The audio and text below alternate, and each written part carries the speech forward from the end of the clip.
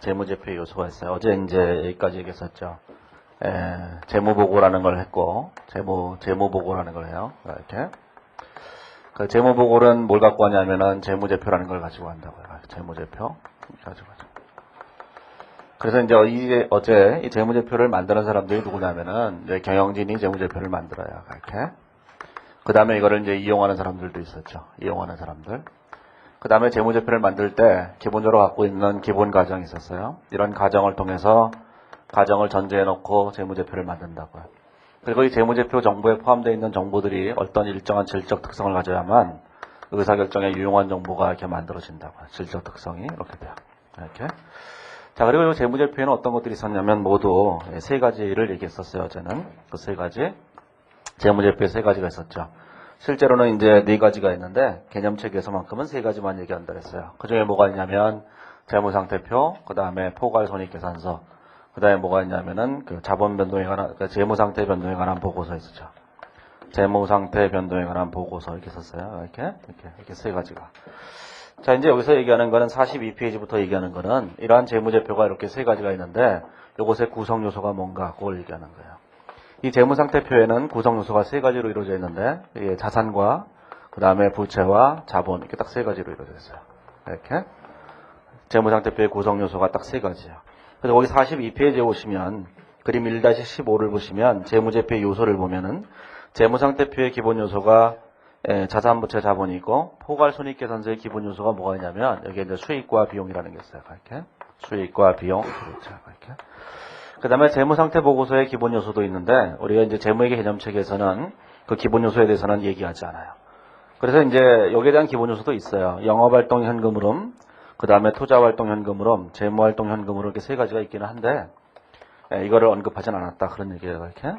그래서 이 구성 요소에 대해서는 나중에 현금 흐름표에서 공부하시면 되는 거니까 아무튼 재무회계 개념책에서는 언급을 안 한 거예요. 그럼 우리가 이제 알아야 될 거는 뭐냐면 요 5개가 뭔지를 아셔야 돼요. 5개가 뭔지를 알아야 되는데 요 세 가지를 이제 요 세 가지가 가장 중요한 것이고 그래서 이제 우리가 재무상태표만 보면은 다 알 수 있었던 것인데 이제 회사가 복잡해지면서 수익과 비용이 생겨난 거예요.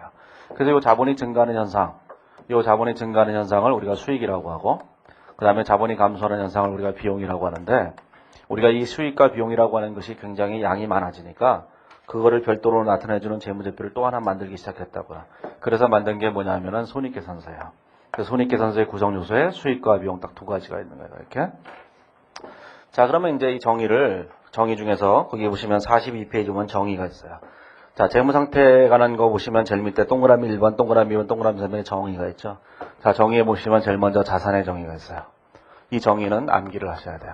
이렇게 외우셔야 돼요. 여러 번 보시면 외워질 거예요. 이게.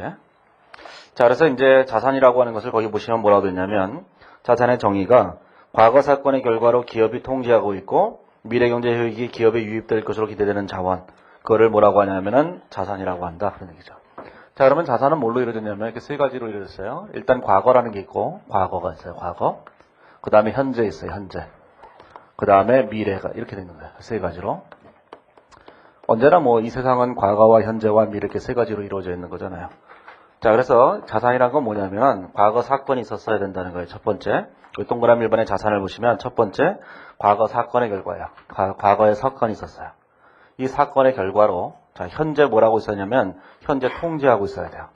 기업이 지금 현재 통제를 하고 있어야 돼요. 뭐를 통제를 하고 있냐면 미래에 가능한 미래 효익을 통제하고 있는 거예요. 이렇게.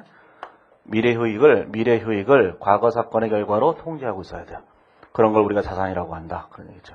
시험에서는, 이제, 주관식 시험에서는 이런 걸 되게 굉장히 많이 물어봐요.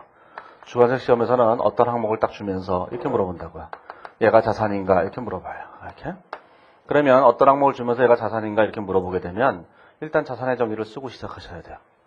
자산의 정의를 쓰고 난 다음에 대충 쓰면 맞는 게 돼요. 제가 어제도 얘기했잖아요. 대단한 답을 원하는 게 아니에요.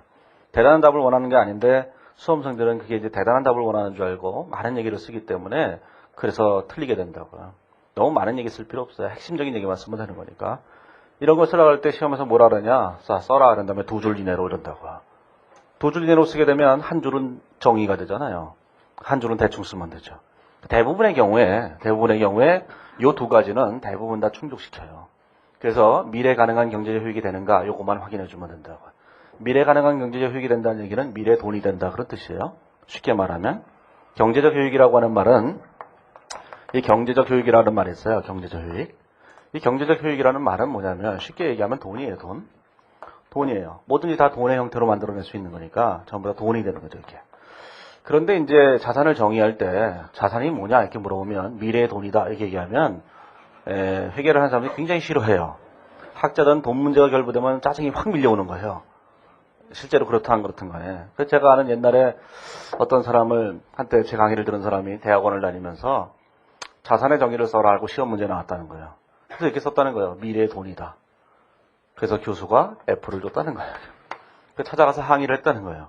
미래 경제적 효익이 돈이 아닙니까? 그러니까 돈 맞아. 왜 F입니까? 그래서 그래도 돈은 아니지. 우리는 이렇게 써야 돼. 돈이라고 쓰면 안 돼요. 이 바닥에선 돈이라고 쓰면 사람들이 되게 싫어해요. 네? 실제로는 돈이면서도. 그래서 돈을 좀 더 완곡하게 표현한 것이 뭐냐면은 미래 현금으로. 그걸 더 완곡하게 표현하면 경제적 효익이 이렇게 되는 거예요. 이게. 그렇죠? 적어도 회계학도 학문이라고 알려져 있어요. 나름대로. 이 회계학도 나름대로 학문인데 남들이 하는 그냥 돈 이렇게 딱 써버리면은 굉장히 학문이 저급해지잖아요. 그래서 우리도 남들이 좀 못 알아듣는 얘기를 하려고 경제적 효익 이런 말을 쓴 거예요. 이걸 다른 말로 이렇게 쓰기도 해요. 미래 용역 잠재력 이렇게 쓰기도 해요. 이게 용역 잠재력 이런 얘기를 쓰기도 하는데 다 비슷한 표현이에요. 이렇게. 자, 그래서 자산이란 뭐냐? 기업의 미래 경제 효익을 가져다 주는 거예요. 경제 효익을 가져다 준다는 얘기는 미래 돈을 가져다 준다는 얘기죠. 그게 돈의 형태로 들어올 수도 있고 서비스의 형태로 들어올 수도 있고 물건의 형태로 들어올 수도 있어요. 자, 그런 걸 우리가 자산이라고 한다는 거죠. 그래서 이 정의를 외우실 때 이렇게 하시면 돼요. 과거와 현재와 미래 세 가지가 있다. 과거 사건의 결과로 지금 현재 통제하고 있는 미래 경제적 효익을 말한다. 이렇게 얘기하면 돼요. 자, 그러면 이제 부채가 돼 있겠죠. 이 자산과 부채는 반대적인 입장에 있는 거예요. 이렇게. 그러면 이 자산의 정의만 딱 외워놓으면 부채의 정의는 자동적으로 되는 거 아니겠어요? 반대. 다 반대로 하시면 돼요. 이걸 반대로 하라니까 너무 오버해서 미래 사건의 결과 이렇게 얘기하는 사람도 있어요. 아무 때나 그냥 거꾸로 하면 안 되고 여기는 이제 내려가고 제일 마지막에만 뭐가 돼요? 미래 경제 효익의 희생이 되는 거예요. 이렇게. 네? 이렇게. 그러니까 자산이라는 것이 미래 현금 유입액이 된다면 부채란 미래 현금 유출액이 되는 것이다. 이런 구분만 하시면 돼요. 그게 이제 거의 부채예요. 동그라미 2번에 오면. 자, 그 다음에 세 번째 보면 자본이 있어요. 자, 자본이 있는데 이 자본이라고 하는 것은 우리가 측정할 수 있는 게 아니에요. 자본 자체는 계산할 수 있는 게 아니기 때문에 자본은 항상 어떻게 계산되냐면은 이렇게 계산돼요. 자산에서 부채를 차감한 잔액으로만 계산되는 거예요. 이렇게. 이 상태로만 계산돼요. 그러면 자본은 어떻게 계산하냐? 자본은 계산되는 것이 아니라 자산이 얼마인지를 계산해보고 부채가 얼마인지를 계산해봐서 두 금액의 차이로 계산하는 거예요. 자본 자체는 절대로 계산되지 않아요. 우리가 재무상태표 이렇게 쓸 때, 자, 재무상태표를 이렇게 쓰시게 되면 재무상태표 여기 자산이 있어요. 자, 이쪽에 자본이 있어요. 이쪽에 부채가 있다고요. 이렇게 돼 있어요. 자, 이렇게 자산과 자본과 부채가 있다고 할 때 우리가 이 자본 자체를 측정하는 것은 불가능하다는 얘기야. 이거는 측정할 수 없는 거야. 이렇게. 그래서 자본은 어떻게 계산되느냐? 회사가 갖고 있는 모든 자산을 다 측정을 해봐요. 그러면 금액이 한 10억 정도 나올 거예요. 그 다음에 회사가 부담하고 있는 부채를 다 계산해 본다고. 그럼 한 5억 정도 나올 거예요. 그러면 자본이 얼마가 되느냐? 10억에서 5억을 빼면 5억이 되는 거예요. 예? 그렇게 계산되는 거예요. 뭐 집도 마찬가지예요. 우리 집에 가보시다 보면 오늘 집에 가서 부모님한테 물어보세요. 우리 집 재산이 얼마나 되냐고 물어보세요. 물어보시면 이 자식아 공부나 해. 이럴 거예요. 틀림없이. 그래도 가르쳐 주세요. 그러고 얘기하면 얘기하겠죠. 야, 우리 재산이 아파트 얼마에서 10억이야. 그러면 야, 우리 재산이 10억이나 되는군요. 이렇게 얘기하면 얘기할 거야. 그런데 은행에서 빌린 게 8억이야. 이렇게 얘기할 거예요. 그러면 아이고 2억밖에 안 남네. 이렇게 계산될 거 아니겠어요. 그렇죠? 우리의 재산은 얼마예요? 2억인 거예요.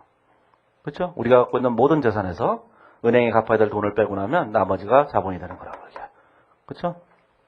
자, 그래서 자본이라는 것은 측정할 수 있는 게 아니에요. 절대로. 자본은 측정할 수 있는 게 아니라 자산과 부채를 계산한 결과로만 계산되는 것이다. 그러니까. 자본 자체는 절대로 계산되지 않아요. 이게. 자, 그러면 43페이지에 오면은 43페이지에 오시면 이제 거기 자산이 있어요. 자산이 있는데 특징을 몇 가지 써놓은 거예요. 이 특징이 뭐 대단히 중요한 건 아니고 거기 보시면 자산에서 자산의 특징들을 이렇게 쭉 써놨죠. 거기 이제 43페이지에 보면 가로 1번의 자산을 보시면 자산에 내재된 경제적 효익이란 그 파란색 글씨로 썼는데 미래 경제적 효익이란 직접으로 또는 간접으로 미래 현금 및 현금성 자산에 기업의 유입에 기여하게 될 잠재력을 말한다. 이렇게 돼 있어요. 문과 읽기 힘드실 거예요. 직역해서 그럴 테니까요. 영문을 직역해서. 그래서 그런 거예요. 그러니까 저라면 그렇게 안 써요, 절대로. 이게. 그런데 직역을 해서 그런 거예요. 코에 보시면 뭐라고 돼 있어요? 예, 미래 경제 효익이란 건 뭐예요? 미래 현금과 현금성 자산의 유입에 기여하게 될 잠재력이다. 그런 얘기잖아요. 그럼 뭐가 되는 거죠? 이 경제적 효익이라고 하는 것은 미래에 현금 유입에 공헌하게 될 잠재력을 말하는 거예요.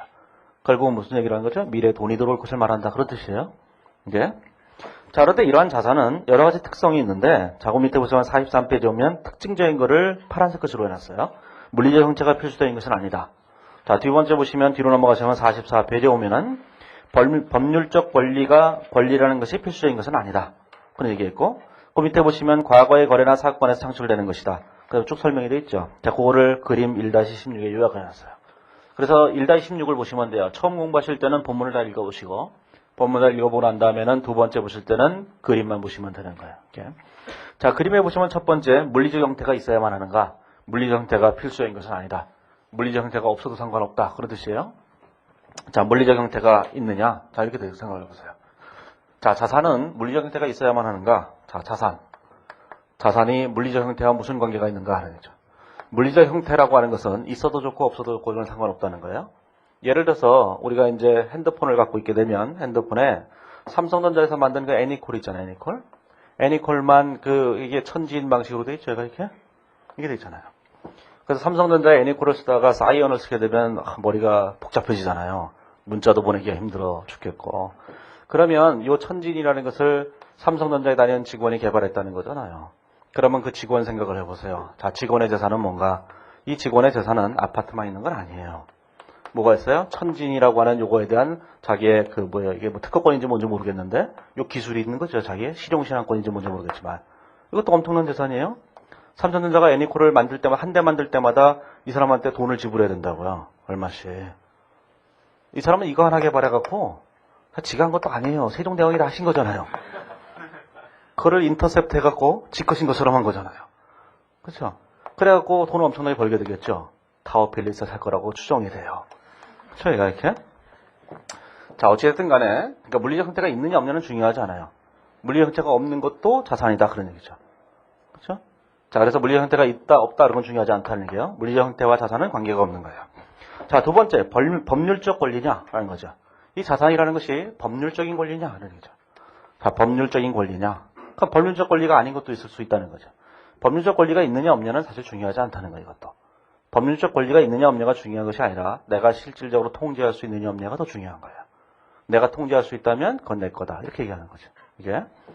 자, 세 번째 보시면 자, 과거 거래나 사건의 결과로 발생해야 돼요. 무조건. 그 얘기는 무슨 뜻이냐면 미래 사건과는 관련이 없다는 거죠.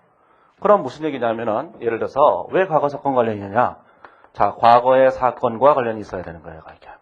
그러면 자, 생각을 해보세요. 우리가 삼성전자 주식을 사고 싶어요. 삼성전자를 주식을 사고 싶다.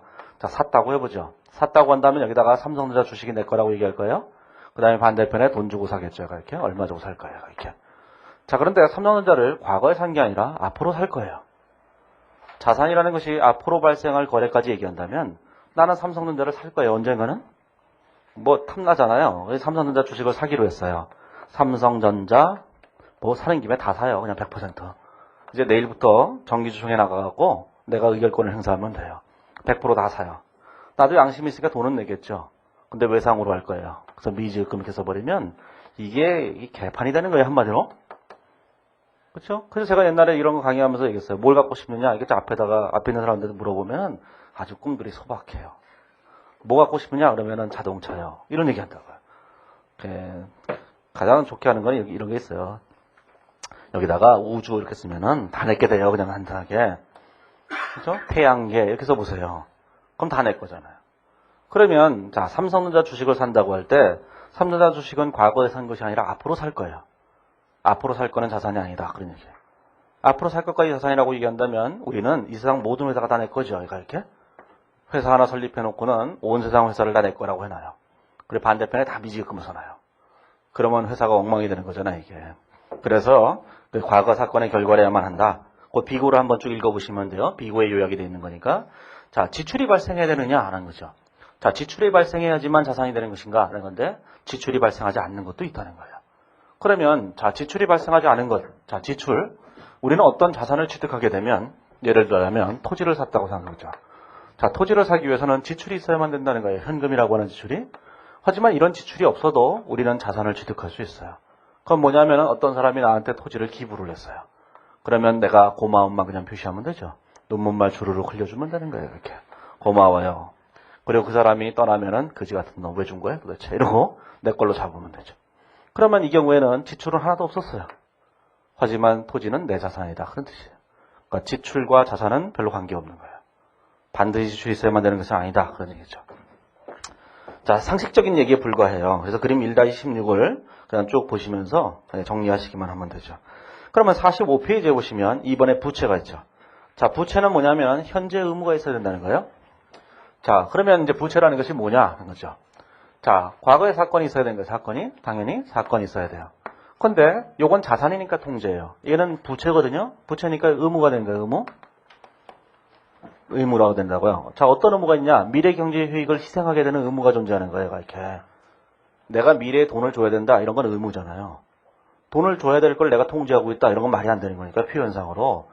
그래서 부채인 경우에는 의무라는 표현을 쓴 거고 그 다음에 자산인 경우에는 통제라는 표현을 쓴 것일 뿐이에요. 이거 반대적인 입장에 있기 때문에 그런 것일 뿐이지 같은 표현이라고 실질적으로는. 내가 돈이 들어올 권리라면 통제하고 있는 거고 줄 거라면 의무가 되는 거고 그런 것일 뿐이죠. 자, 그러면 의무로 해야 돼요. 반드시 현재 의무로 해야만 한다 그런 얘기예요. 자, 현재 의무로 해야만 하는데 거기 보시면 두 번째, 세 번째 문단에 보면 파란색 글씨로 거기 보시면은 현재 의무와 미래 약속은 구별돼야만 한다. 그게 됐어요. 미래 약속하고는 관련 없다. 그런 뜻이에요.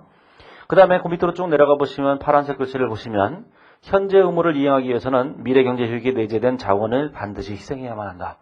그러니까 미래 현금 유출이 있어야만 한다. 그런 얘기예요. 가장 편한 얘기를 얘기하면. 자, 다른 얘기들도 쭉 쓰여져 있는데 뒤에 역시 표로 요약이 되어 있어요. 자, 그림 1-17을 보시면서 나중에 요약을 보시면 되는데 요약의 첫 번째, 현재 의무로 해야만 한다. 그런 얘기예요. 반드시 내가 지금 현재 의무를 부담하고 있어야만 돼요. 그래야지만 부채가 되는 거예요. 제가 자, 예를 들어서 자, 친구가 내게 밥을 한 끼 샀어요. 친구가 내게 밥을 샀어요. 자, 밥을 먹고 난 다음에 자, 그냥 잘 먹었다 그러고 마는 경우도 있고 또 하나는 내가 다음에 밥을 살게 이렇게 얘기한 경우 두 가지가 있어요. 그럼 잘 먹었다 그러면 다음에 밥을 살 의무가 없는 거예요? 밥을 얻어먹어도 얘기를 잘 하셔야 돼요. 다음에 내가 살게 그러면 현재 의무가 생긴 거예요. 다음에 내가 살게 이렇게 얘기했잖아요. 그럼 다음에 반드시 사야 돼요. 이건 부채예요. 이건? 근데 내가 잘 먹었다 이런 건 부채가 아니에요. 대가를 이미 지급한 거예요? 눈물을 주르륵 흘렸잖아요. 고맙다고. 내가 미쳤다고 걔한테 왜 고마워해요? 그러니까 누가 나한테 밥을 사줬을 때 고맙다는 말 한마디 그걸로 끝난 거예요. 밥을 살 이유가 없어요. 그 다음에.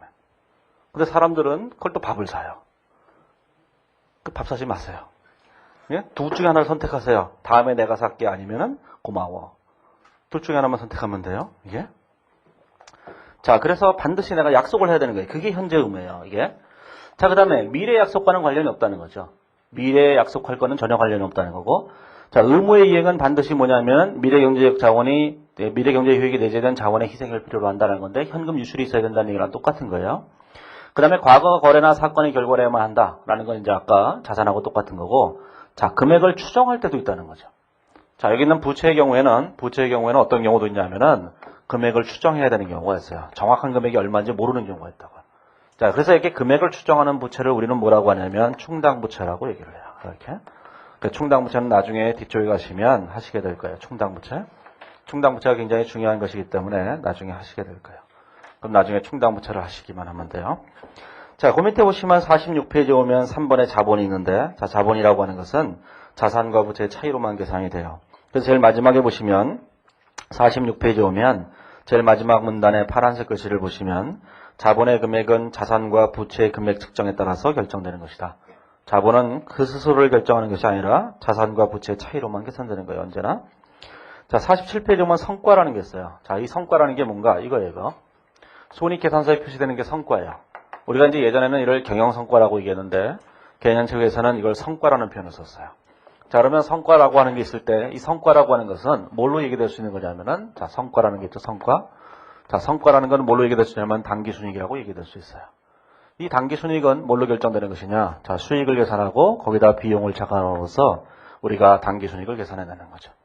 그래서 이 포괄손익계산서의 기본 요소에는 뭐가 있냐면 수익하고 비용하고 딱 두 가지가 있어요.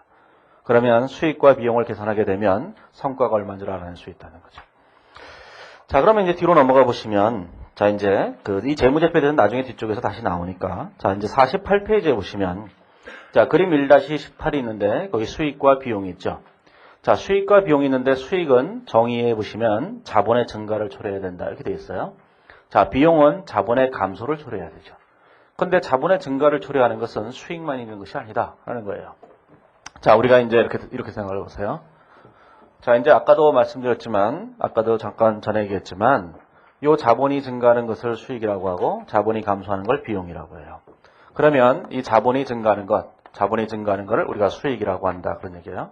그러면 자본이 감소하는 거는 뭐라고 하느냐? 이걸 이제 비용이라고 하는 거예요. 그러면 자본이 증가하는 것은 자본 수익이고, 자본이 감소하는 것은 비용이라고 할 때, 언제나 그럼 증가하는 건 다 수익인가? 수익이 아닌 것들도 있어요. 자, 그런 것들이 있어요. 자, 그 일부 옆에 비고라고 써 있는 거예요. 이렇게. 거기 보시면, 그림 1-18을 보시면, 그 다음에, 자, 비용이 아닌 것들도 있어요. 비고에 보면. 자, 이런 가장 대표적인 경우에는 뭐가 있냐면, 유상증자라는 게 있어요. 유상증자. 자, 유상증자. 주주들이 만약에 유상증자에 참여하게 되면은, 회사가 주식을 발행해서 주주들이 거기에 대해서 납입을 하게 되면 자본이 늘어나요.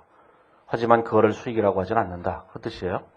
그 다음에, 주주들한테 배당을 해주는 경우가 있어요. 배당을 해주게 되면 자본이 줄어들어요.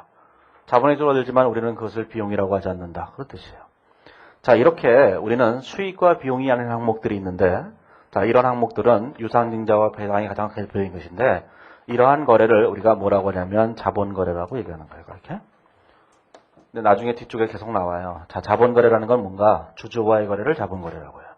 주주. 자, 이거를 주주와의 거래라고 얘기하는 거죠. 주주와의 거래를 우리가 자본거래라고 하는 거예요.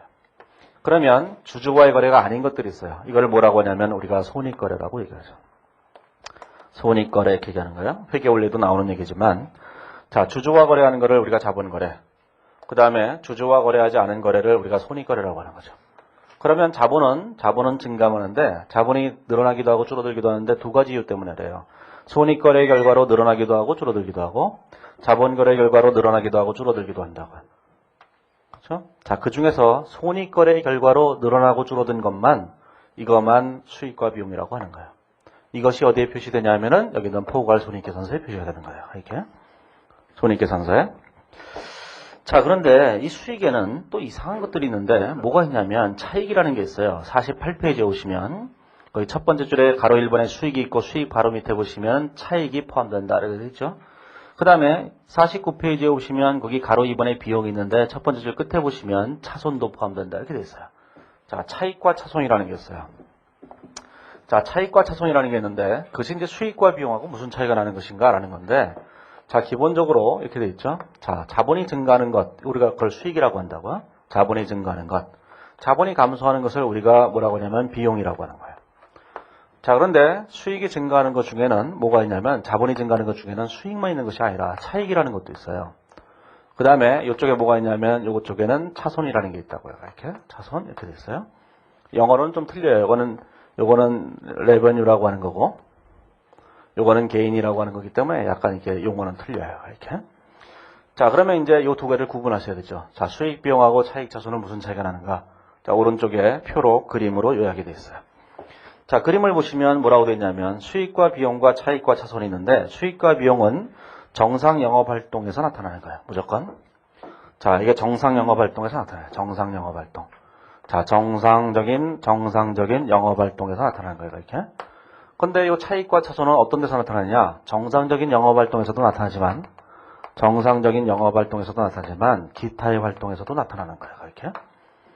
그렇죠? 거기 보시면 그렇게 되어 있죠. 자, 정상 영업활동이나 기타의 활동에서 나타나는 거예요. 그러면 우리가 왜 수익과 비용하고 차익과 차손을 이렇게 구분해 주냐면은 이 수익과 비용이라고 하는 것은 정상적인 영업활동 중에서도 매년 나타나는 활동으로 나타나는 거예요. 회사가 주기적으로 하는 거예요. 매년 똑같은 일을 하기 때문에 나타나는 거예요. 그래서 얘는 반복적으로 나타나요. 매년. 반복적으로 나타난다고 해요. 이렇게. 자, 이쪽은 뭐냐면 반복적으로 나타나지 않아요. 얘네들은 비반복적으로 나타난다고요. 비반복적으로 나타나요. 이렇게. 자, 이 중에서 기타 항목은 아주 이상하게 나타나는 것들이에요. 어떤 경우냐면 가장 대표적인 경우는 어느 날 화재가 났어요. 그래서 공장이 다 불타버렸다고요. 그건 이 회사가 설립된 이래로 딱 한 번 날까 말까한 사건이잖아요. 그런 것이 기타의 활동인 거예요. 말하자면. 그 다음에 정상 영업 활동 중에서도 나타나는 것들이 있는데, 예를 들어서 회사가 토지를 팔았다. 토지를 파는 일은 늘 있는 일이 아니에요. 그렇죠? 회사가 토지를 사고, 자, 토지에다가 건물을 져서, 자, 공장을 건설해서 제조를 하게 될 거 아니겠어요? 자, 시간이 지나면서 한참 후에 이 공장을 딴 데로 옮겨야 되겠어요. 옮겨야 될 때 이 토지를 팔아버리죠. 토지를 파는 일은 이 회사 설립한 이래로 수십 년에 한 번 있을까 말까 하는 일이잖아요. 그렇죠? 그런 것들이 정상 영업인데도 비반복적으로 발생하는 것이다. 그런 뜻이에요. 그렇죠? 자, 그러면 얘네들은 반복적으로 나타나고 얘네들은 비반복적으로 나타나는 거니까 우리가 반복적으로 나타나는 항목과 비반복적으로 나타나는 항목들을 구분할 필요가 있다는 거예요. 그래서 우리가 수익과 비용하고 차익과 자손을 구분을 하는데, 그래서 예전부터 이걸 철저하게 구분해 왔어요. 구분해 왔는데 개념체계에서는, 이 국제 기준에 있는 개념체계에서는 이걸 구분을 안 해요. 구분을 안 해서 얘네들을 굳이 구분해야 될 이유가 전혀 없다는 거예요. 이렇게. 그래서 뭐라고 얘기하냐면 수익이라는 말을 가지고 수익은 무조건 차익을 다 포함한다는 거예요. 그 다음에 비용도 무조건 다 차손을 포함해요. 그래서 손익계산서의 기본 요소에는 뭐밖에 없냐면 수익과 비용밖에 없어요. 그런데 이 수익 안에는 차익이라는 것도 있고 비용 안에는 차손이라는 것도 있다. 그런 얘기예요. 그 구성 요소는 두 개밖에 없어요. 두 개밖에. 그러면 그럼에도 불구하고 우리가 회계처리를 하고 중급회계를 공부할 때는 차익과 차손하고 수익과 비용을 구분하는 게 필요해요. 실질적으로. 개념책에서 정의하든 정의하지 않든 간에 관계없이 이 차익과 차손이라는 게 필요하다고요. 자, 왜 필요하냐면 거기 그림 제일 끝을 보시면 측정이라는 게 있는데, 자, 측정할 때 측정하는 방법이 서로 틀려요. 수익과 비용하고 차익과 차손이 서로 틀린데, 자, 그런 이런 거죠. 자, 어떤 거냐면은 예를 들어서 어떤 회사가 있었는데 토지가 있었어요. 자, 토지를 100원에 구입을 했죠. 이 구입한 토지를 나중에 처분을 했다고. 자, 처분하는데 얼마에 처분했냐면 200원에 처분을 했어요. 이렇게. 그러면 토지를 팔아서 얼마를 벌었냐면, 자, 100원을 벌었죠. 이렇게. 100원을 이익을 봤다. 이런 얘기예요. 이렇게. 자, 첫 번째 이런 생각을 해보세요. 자, 이것이 차익과 차손이라고 생각을 해보죠. 자, 차익과 차손이라고 하는 얘기는 무슨 뜻이냐면은 이 토지를 사고 토지를 파는 것 자체가 이 기업의 정상적인 반복적으로 나타나는 영업활동이 아니다. 그런 뜻이에요. 그럼 예를 들어서 이 회사가 어떤 회사냐면 삼성전자다. 그러면 이 삼성전자는 이 토지를 사고 파는 업을 하는 회사가 아니기 때문에 이 토지를 사고 파는 것이 가끔씩 발생할 거라고요. 그런 점에서 삼성전자의 입장에서 볼 때는 토지를 처분한 것이 차익과 차손이 돼요. 자, 그런 경우에는 이 토지를 100원에 사서 우리가 200원에 팔았기 때문에 회계처리를 어떻게 하냐면 이렇게 하는 거죠. 자, 현금 200원을 받고 뭘 했냐면 토지 100원짜리를 이렇게 팔았어요. 자, 그랬을 때 100원을 뭐라고 쓰냐면 처분이익이라고 쓰는 거예요. 이렇게. 토지 처분이라고 써서 이 돈을 받은 금액과 유입된 금액과 유출된 금액과의 차액만을 회계처리해요. 그러니까 우리가 손익계산서에 표시할 때 어떻게 표시하냐면은 이게 돈이 들어왔죠. 이게 유입액이에요. 이렇게. 옛날에 토지를 살 때 돈이 나갔다고요. 이 유출액이죠. 그러면 순수하게 토지를 사고 팔면서 얼마의 돈이 들어왔냐면 순수하게 들어온 돈이 100원이에요. 그 100원만 손익계산서에 표시해야 되는 거예요. 그게 차익과 차손이에요. 차익과 차손은 언제나 뭘로 표시하냐면 네팅한 순액으로 표시를 해요. 들어온 돈과 나간 돈의 차이만으로 표시하는 거예요. 무조건.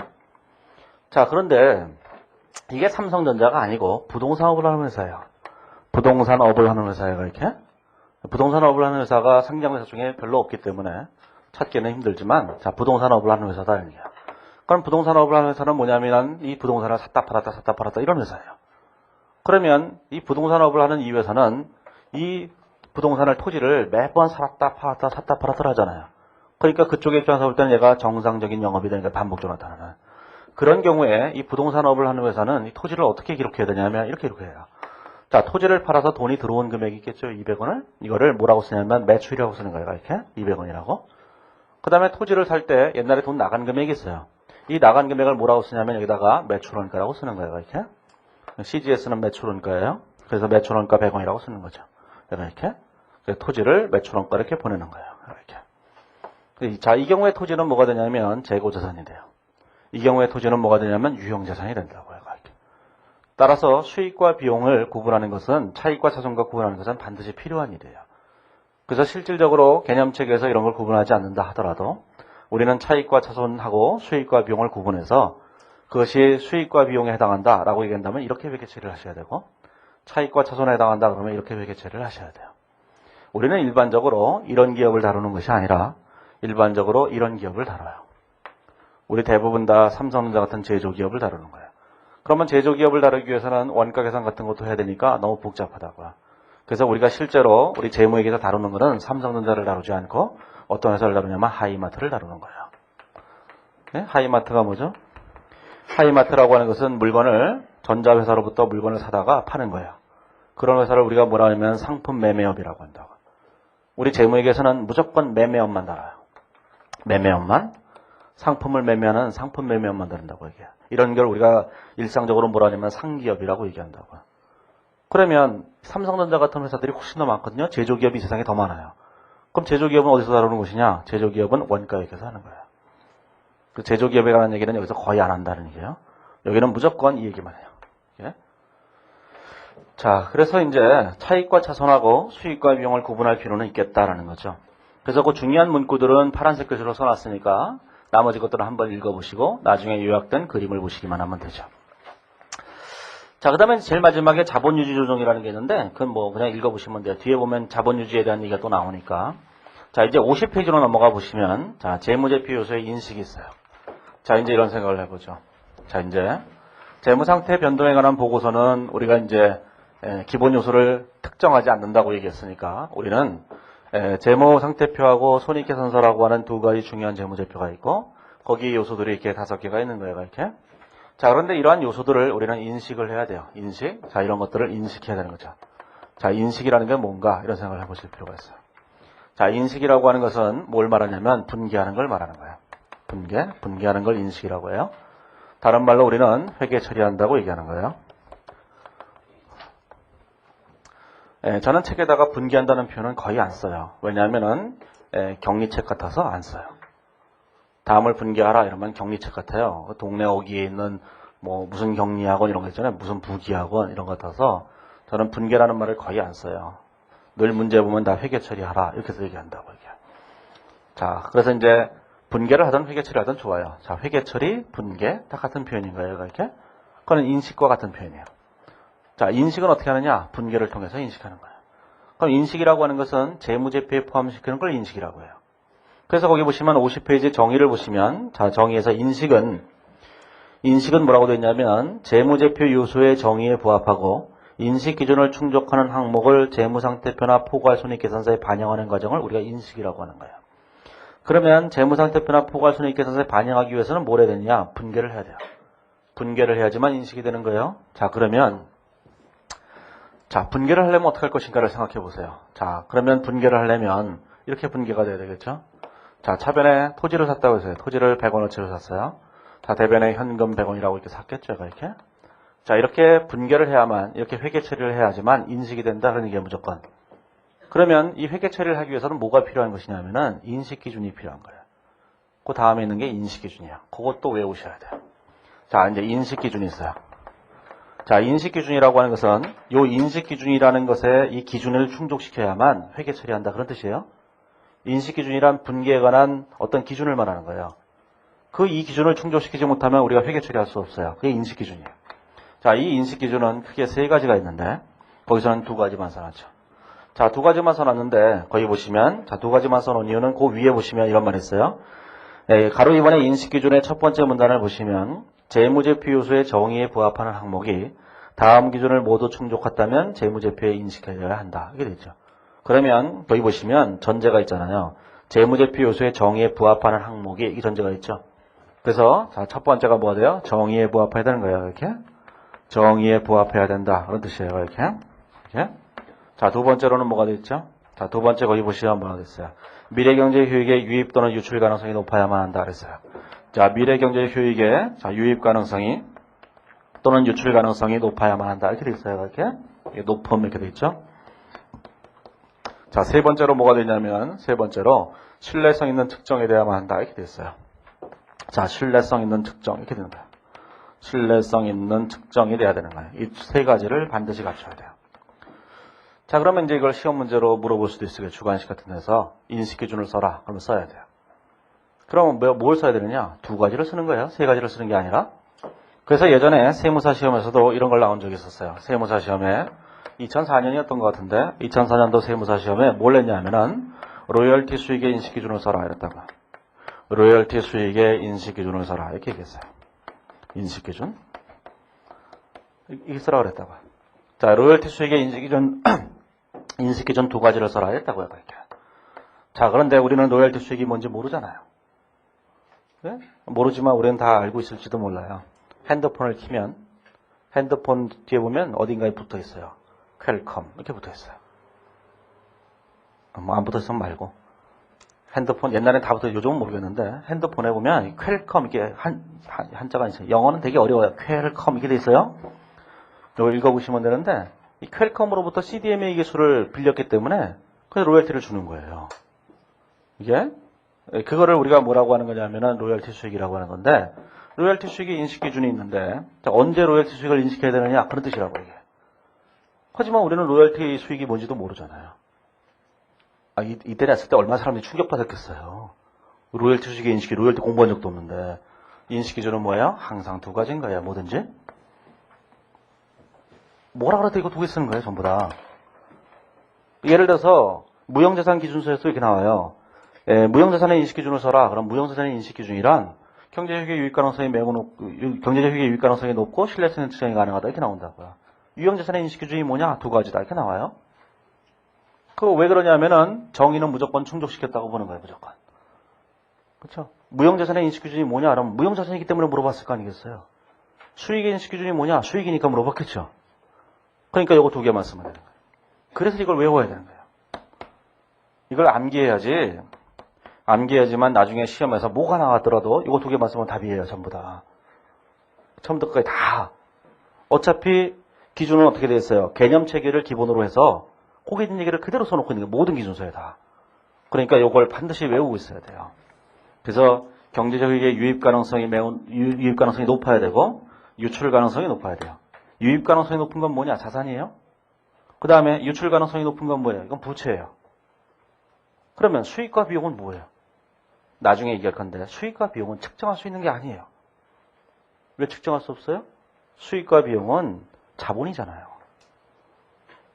네? 이거 명심하셔야 된다니까요. 자산에서 부채를 뺀 게 되게 자본이에요. 자본. 근데 이 자본이 증가하는 걸 뭐라고 했어요? 수익이라고 했고 자본이 감소하는 걸 비용이라고 얘기했잖아요. 자, 그러면 수익의 인식 기준이 뭐냐? 이렇게 물어봤다고 해보세요. 수익의 인식 기준이 뭐겠어요? 모르죠. 수익의 인식 기준이 뭐예요? 수익의 인식 기준이 되려면 수익을 인식하기 위해서는 반대편에 자산을 계산해야 된다고요. 수익은 자본이기 때문에 수익은 계산되는 게 아니에요. 회계원리 때부터 공부했잖아요. 수익은 자본이 증가하는 거고 비용은 자본이 감소하는 거예요. 그런데 이 자본은 측정할 수 있는 게 아니라고요. 자본은 항상 뭘로만 측정되느냐? 자산과 부채로만 측정돼요. 그러면 수익이라는 것이 여기다 수익이라고 쓰죠. 이게 매출이 수익이잖아요. 회계원리 때 공부하셨더니 매출이 수익이에요. 그럼 반대편에 뭘 쓰겠어요? 자산이 써지잖아요. 매출 채권이라는 게 써지잖아요. 현금이나. 그러면 수익을 인식하기 위해서는 자본이 늘어나야 되는데 자본이 늘어나기 위해서는 자산이 늘어나거나 부채가 줄어들거나 둘 중에 하나가 돼야 된다고요. 그러면 예를 들어서 자산이 늘어났다고 얘기한다면 자산이 늘어나는 것 요거를 측정해야지만 얘가 측정되는 거예요. 그래서 수익의 인식 기준은 뭐냐? 자원의 경제적 효익의 유입 가능성이 높고 이렇게 나오는 거예요. 그래서 반대편에 있기 때문에 그 다음에 신뢰성 있는 측정이 돼야 된다 이렇게 나오는 거라고요. 그러면 다음 챕터쯤 4장쯤에 배우면 수익의 인식이 나오는데 수익의 인식에서 뭐라고 나오냐면 이 얘기가 나와요. 경제적 효익의 유입 가능성이 높고 신뢰성 있는 측정이 된다. 이런 문장이 나온다고요. 아시겠죠? 그러니까 요 세 가지를 꼭 기억하셔야 돼요. 뭐 정의는 기억하지 않으셔도 돼요. 정의가 당연히 부합할 테니까 이 두 가지를 꼭 암기하고 계셔야 돼요. 예, 암기하지 말라 그래도 자동적으로 암기가 돼요. 이게 파블로프처럼 될 거거든요. 좀 이따가. 뭐 수익인식 쪽에서 맨날 얘기만 할 거니까 자동적으로 돼버려요. 자, 이때 요게 자 높음이라고 써 있어야 돼요. 여기다 매우자가 들어가면 매우 슬픈 일이 생겨요. 매우자를 넣으면 안 돼요. 우리나라 기준은 이제 국제기준이 도입되기 전 기준은 여기다 매우자가 다 들어가 있었어요. 국제기준은 매우자가 다 빠져요. 매우자가 들어간 거 이거 있잖아요. 떡볶이를 먹는데 맵다와 매우 맵다는 틀린 거예요. 그렇죠? 그러니까 높음만 들어가야 돼요. 매우자가 들어가면 다 틀린 거예요. 모든 문장이. 예전에는 매우자가 빠지면 다 틀린 문장이었는데 내년부터는 매우자가 들어가면 다 틀려요. 너무 매우면 안 된다 이런 얘기예요. 그래서 매우자가 들어가면 안 돼요. 무조건 높음 이렇게 돼요. 이게 나중에 충당부채 쪽 이런 데 가보면은 매우 높음이라는 표현들이 나오는데 그런 표현들은 쓸데없는 거예요. 높음이 돼야 돼요. 높음. 무조건. 그렇죠? 혹시라도 옛날에 중급회계를 한 번이라도 혹시 보신 분들이 있다면 요 매우자가 다 빠지면 국제 기준이 된다. 이런 생각을 하시면 돼요. 모든 문장에서 매우자라는 게 없어요. 자, 그러면 이 분계를 통해서 생각을 해보세요. 자, 분계를 통해서 자, 이게 무슨 얘기죠? 제일 먼저 자, 우리가 이렇게 회계 처리하는 걸 인식이라고 했어요. 자, 회계 처리하기 위해서는 제일 먼저 뭐가 필요하죠? 정의에 부합돼야 돼요. 정의에 부합된다는 얘기는 무슨 얘기냐면 이 토지가 자산의 정의를 충족시켜야만 한다. 그런 뜻이에요. 자산의 정의라는 건 뭐죠? 과거 사건의 결과로 현재 통제하고 있는 미래 경제 효익이 돼야 된다. 그런 뜻이에요. 내가 토지를 지금 갖고 있으면 이 토지가 미래 효익을 가져다 줘요. 정할 거 없으면 주차장이라도 하면 될 거 아니겠어요? 그럼 주차료 수입이라도 생기겠죠? 그렇죠? 그러니까 미래 효익이 생긴다고요. 그러니까 얘는 자산의 정의를 충족시키는 거예요. 그럼 자산의 정의를 충족시켰다고 해서 그걸로 끝나는 것이 아니죠. 미래 효익의 유입 가능성이 높아야만 되는 거예요. 땅을 사는데 이 땅이 알고 보니까 갯벌이었어요. 갯벌에서 뭘 하겠어요? 가끔씩 사기치는 사람들이 있어요. 바닷속 땅을 팔아먹는 사람들이 있어요. 뭐 당해보시면 알아요. 가끔씩 전화가 와요. 땅 사시겠습니까? 바닷가인데 좋아요, 경치가. 그러면 찾아가거든요. 어디 가봅시다. 그러면 이 바닷가인데 아주 좋아요. 이게 경치도 좋고 여기다 집을 지으시면 아주 좋으실 거예요. 이런다고요. 그 땅을 사죠. 땅을 사요. 대부분 이게 이제 서해안이에요. 근데 그 다음날 이제 땅을 계약하고 난 다음에 우리가 한번 가보자 하고 이제 전날과는 다르게 한 아침 무렵에 딱 간다고요. 이상하게 안 보여요. 어디 갔는지. 그럼 물이 이렇게 쭉 여기 차 있어요. 이렇게. 이게 차 있다고 이게. 이게 차 있기 때문에 이게 뭐예요? 만약에 이런 땅을 샀다 그러면 뭐게 됐어요? 미래 효익의 유익 가능성이 없는 거예요. 물론 걔는 땅도 아니죠. 땅도 아니에요. 땅도 아니고 미래 효익의 유익 가능성도 없는 거예요. 그렇죠? 자, 그래서 미래 효익의 유익 가능성이 있다는 것은 얘가 미래 현금 유입을 가져다 줘야만 한다라는 뜻이에요. 얘가 미래 현금 유입을 가져다 주지 않는다면 얘는 자산이 아니다. 그런 얘기를 하는 거예요. 내가 아무리 사도. 그렇죠? 자, 그 다음에 신뢰성 있는 측정이 가능해야 된다는 얘기인데 이건 무슨 뜻이냐면 금액이 얼마인지 알아야 된다. 그런 뜻이에요. 금액이 얼마인지 뭐 땅을 샀어요. 얼마 줬는지도 몰라요. 땅은 100평이에요. 그렇다고 저기다가 토지 100평 이렇게 쓸 수는 없는 거잖아요. 이걸 전부 다 금액으로 환산을 하셔야 돼요. 이렇게. 그런 걸 우리가 신뢰성 있는 측정이라고 한다. 그런 얘기예요. 그래서 우리 회계에서는 측정할 수 없는 것들이 굉장히 많이 있어요. 실질적으로는. 어떤 수단과 방법을 가리지 않고라도 신뢰성 있는 측정이 돼야지만 회계 처리할 수 있어야 그래서 금액을 결정해야 되는 것이 신뢰성 있는 측정이다. 이런 생각을 하시기만 하면 되죠. 자, 이걸 꼭 외우셔야 돼요. 두 가지.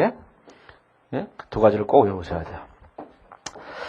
자, 그래서 이제 50페이지에 보면 이런 얘기가 나오잖아요. 동그라미 이번에 보면 신뢰성 있는 측정 바로 밑에 보시면 어떤 항목이 이러한 기준을 충족하여 재무제표에 인식해야 하는지를 평가할 때는 중요성을 고려할 필요가 있다. 그랬어요? 그게 무슨 뜻이에요? 중요한 것만 한다. 어제 얘기했잖아요. 이게. 회계 원리 때 우리는 소모품을 사고는 차변에 소모품비, 대변에 소모품 한 다음에 긴말에 소모품이 몇 개 있는지를 다 조사해갖고 거의 억지로 그냥 소모품 이렇게 올려놨잖아요. 그 얘기는 무슨 뜻이냐면 우리가 이제 실무에서 샤프심을 한 통 사놓고는 500원짜리를 샀어요. 그러면 샤프심을 샀죠? 긴말에? 샤프심이 이 안에 20개가 들어가 있는데 자, 20개가 들어가 있는데 이 중에서 한 7개가 남았어요. 그 다음에 몽당 샤프심이 있죠? 그걸 끝까지 쓸 수는 건 불가능하잖아요. 몽당 샤프심의 길이도 다 재야 돼요. 이렇게. 그렇죠? 혹시 연필가루로 남은 것도 있을 수 있잖아요. 가루 다 모아다가 요걸 해갖고 이거 무게를 딱 재는 거예요.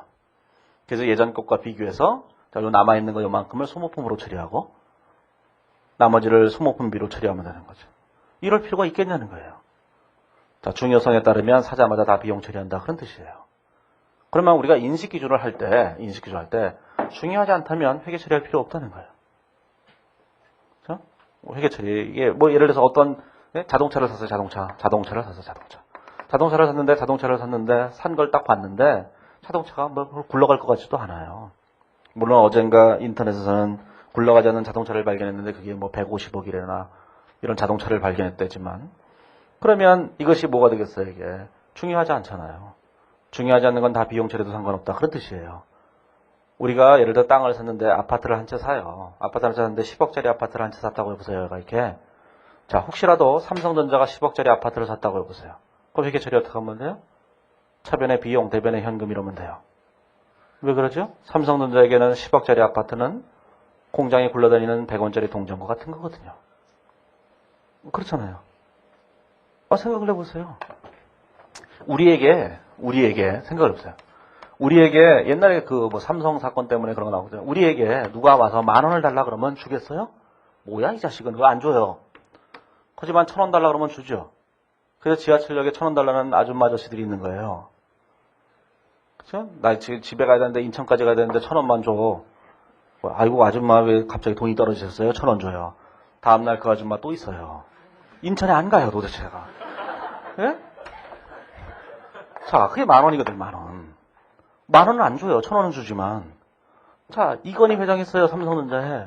이건희 회장한테 가서 자 1억을 달라 그러면 주겠어요? 안 주겠어요? 우리에게 10,000원보다 그들에게 1억이 더 작아요. 우리는 가만히 있을 때 하루에 10,000원이 안 벌리잖아요. 이 사람은 가만히 있을 때 하루에 몇 억씩 벌려요. 그래서 우리가 이제 노르웨이나 스웨덴이나 이런 데 가보면 자동차를 제가 가본 건 아니에요. 이렇게 자동차를 딱 몰고 가면은 교통 위반을 하잖아요. 우리나라는 교통 위반을 하면 누구나 다 40,000원이에요. 신호 위반하면 누구나 다 70,000원이죠. 주차 위반하면. 자, 70,000원이에요. 70,000원. 제가 위반해봐서 알아요. 사거리인데 그냥 노란불로 바길래 확 지나가 봤어요. 나중에 경찰서에서 날라오더군요. 70,000원 내라고. 자, 그런데 이게 70,000원이에요. 70,000원. 근데 우리는 누가 위반해도 70,000원이죠. 자, 그러면 이건희 회장이 이걸 위반하겠어요? 안 하겠어요? 위반해요. 하루에 100번 걸리면 어때요? 100번 걸리면 얼마예요? 몇 푼 안 해요? 700만 원밖에 더 해요? 그 사람이 1분에 버는 게 얼만데? 근데 알아서 그냥 재산 막 늘어내더라, 그렇죠? 위반한다고요. 그러니까 이런 제도는 필요 없는 거예요. 그래서 스웨덴 같은 나라나 스웨덴이 어느 나라인지 정확히 모르겠는데 그 나라는 수입의 5% 이렇게 매긴다는 거예요.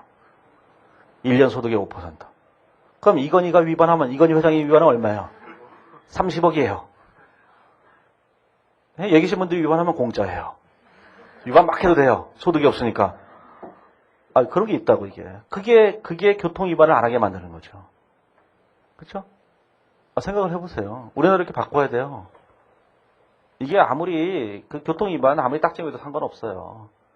부자인 사람들은 그냥 지나가요. 어차피 그보다 더 벌기 때문에. 뭐 이렇게 하면은 또 난리 나죠 이게. 폭동 일어나죠 폭동. 자, 그런데 그래서 중요한 것만 한다는 게요. 삼성전자 입장에서 볼 때 10억이란 별로 중요한 돈이 아니라는 거예요. 중요하지 않은 건 다 비용 처리도 좋다. 그런 얘기예요. 그래서 뭔가든지 인식할 때는 중요성을 고려해야 되는 거예요. 이게 중요성의 회계에서 제일 중요한 거예요. 중요하지 않은 건 다 생각하는 거예요. 무조건.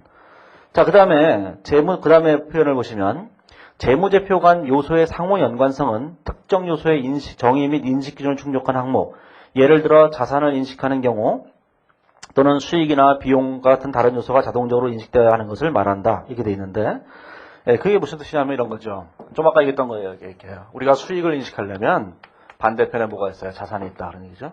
이거 회계 원리에서는 이제 거래 이중성 이렇게 얘기한 거예요. 회계 원리에서 이거 공부하셨잖아요. 자산의 증가, 자산의 감소, 부채의 감소, 부채의 증가, 자본의 감소, 자본의 증가, 비용의 발생, 여기 수익의 발생 이렇게 얘기했잖아요. 그렇죠? 한쪽이 거래가 되면 반대편에 반드시 다른 것에 대한 다른 요소들이 발생한다. 그런 얘기예요. 좀 아까 말씀드린 것처럼 우리가 수익 자체를 측정해내는 게 불가능하기 때문에 수익을 계산하지 않고 반대편에는 자산을 계산한다. 그런 뜻이에요. 우리가 비용을 계산하는 건 불가능해요. 비용은 자본의 마이너스이기 때문에. 그래서 비용을 계산하는 것이 아니라 반대편에는 자산의 감소나 부채의 증가를 계산하는 거예요. 우리가 현실적으로 측정할 수 있는 건 딱 두 개밖에 없어요. 자산과 부채밖에 없는 거예요. 나머지는 우리는 아무것도 계산할 수 없다. 그 얘기예요. 예? 그걸 명심하셔야 돼요. 자산과 부채만 계산하는 거예요. 나머지는 계산할 수 있는 게 아니다. 그런 게 측정할 수 있는 게.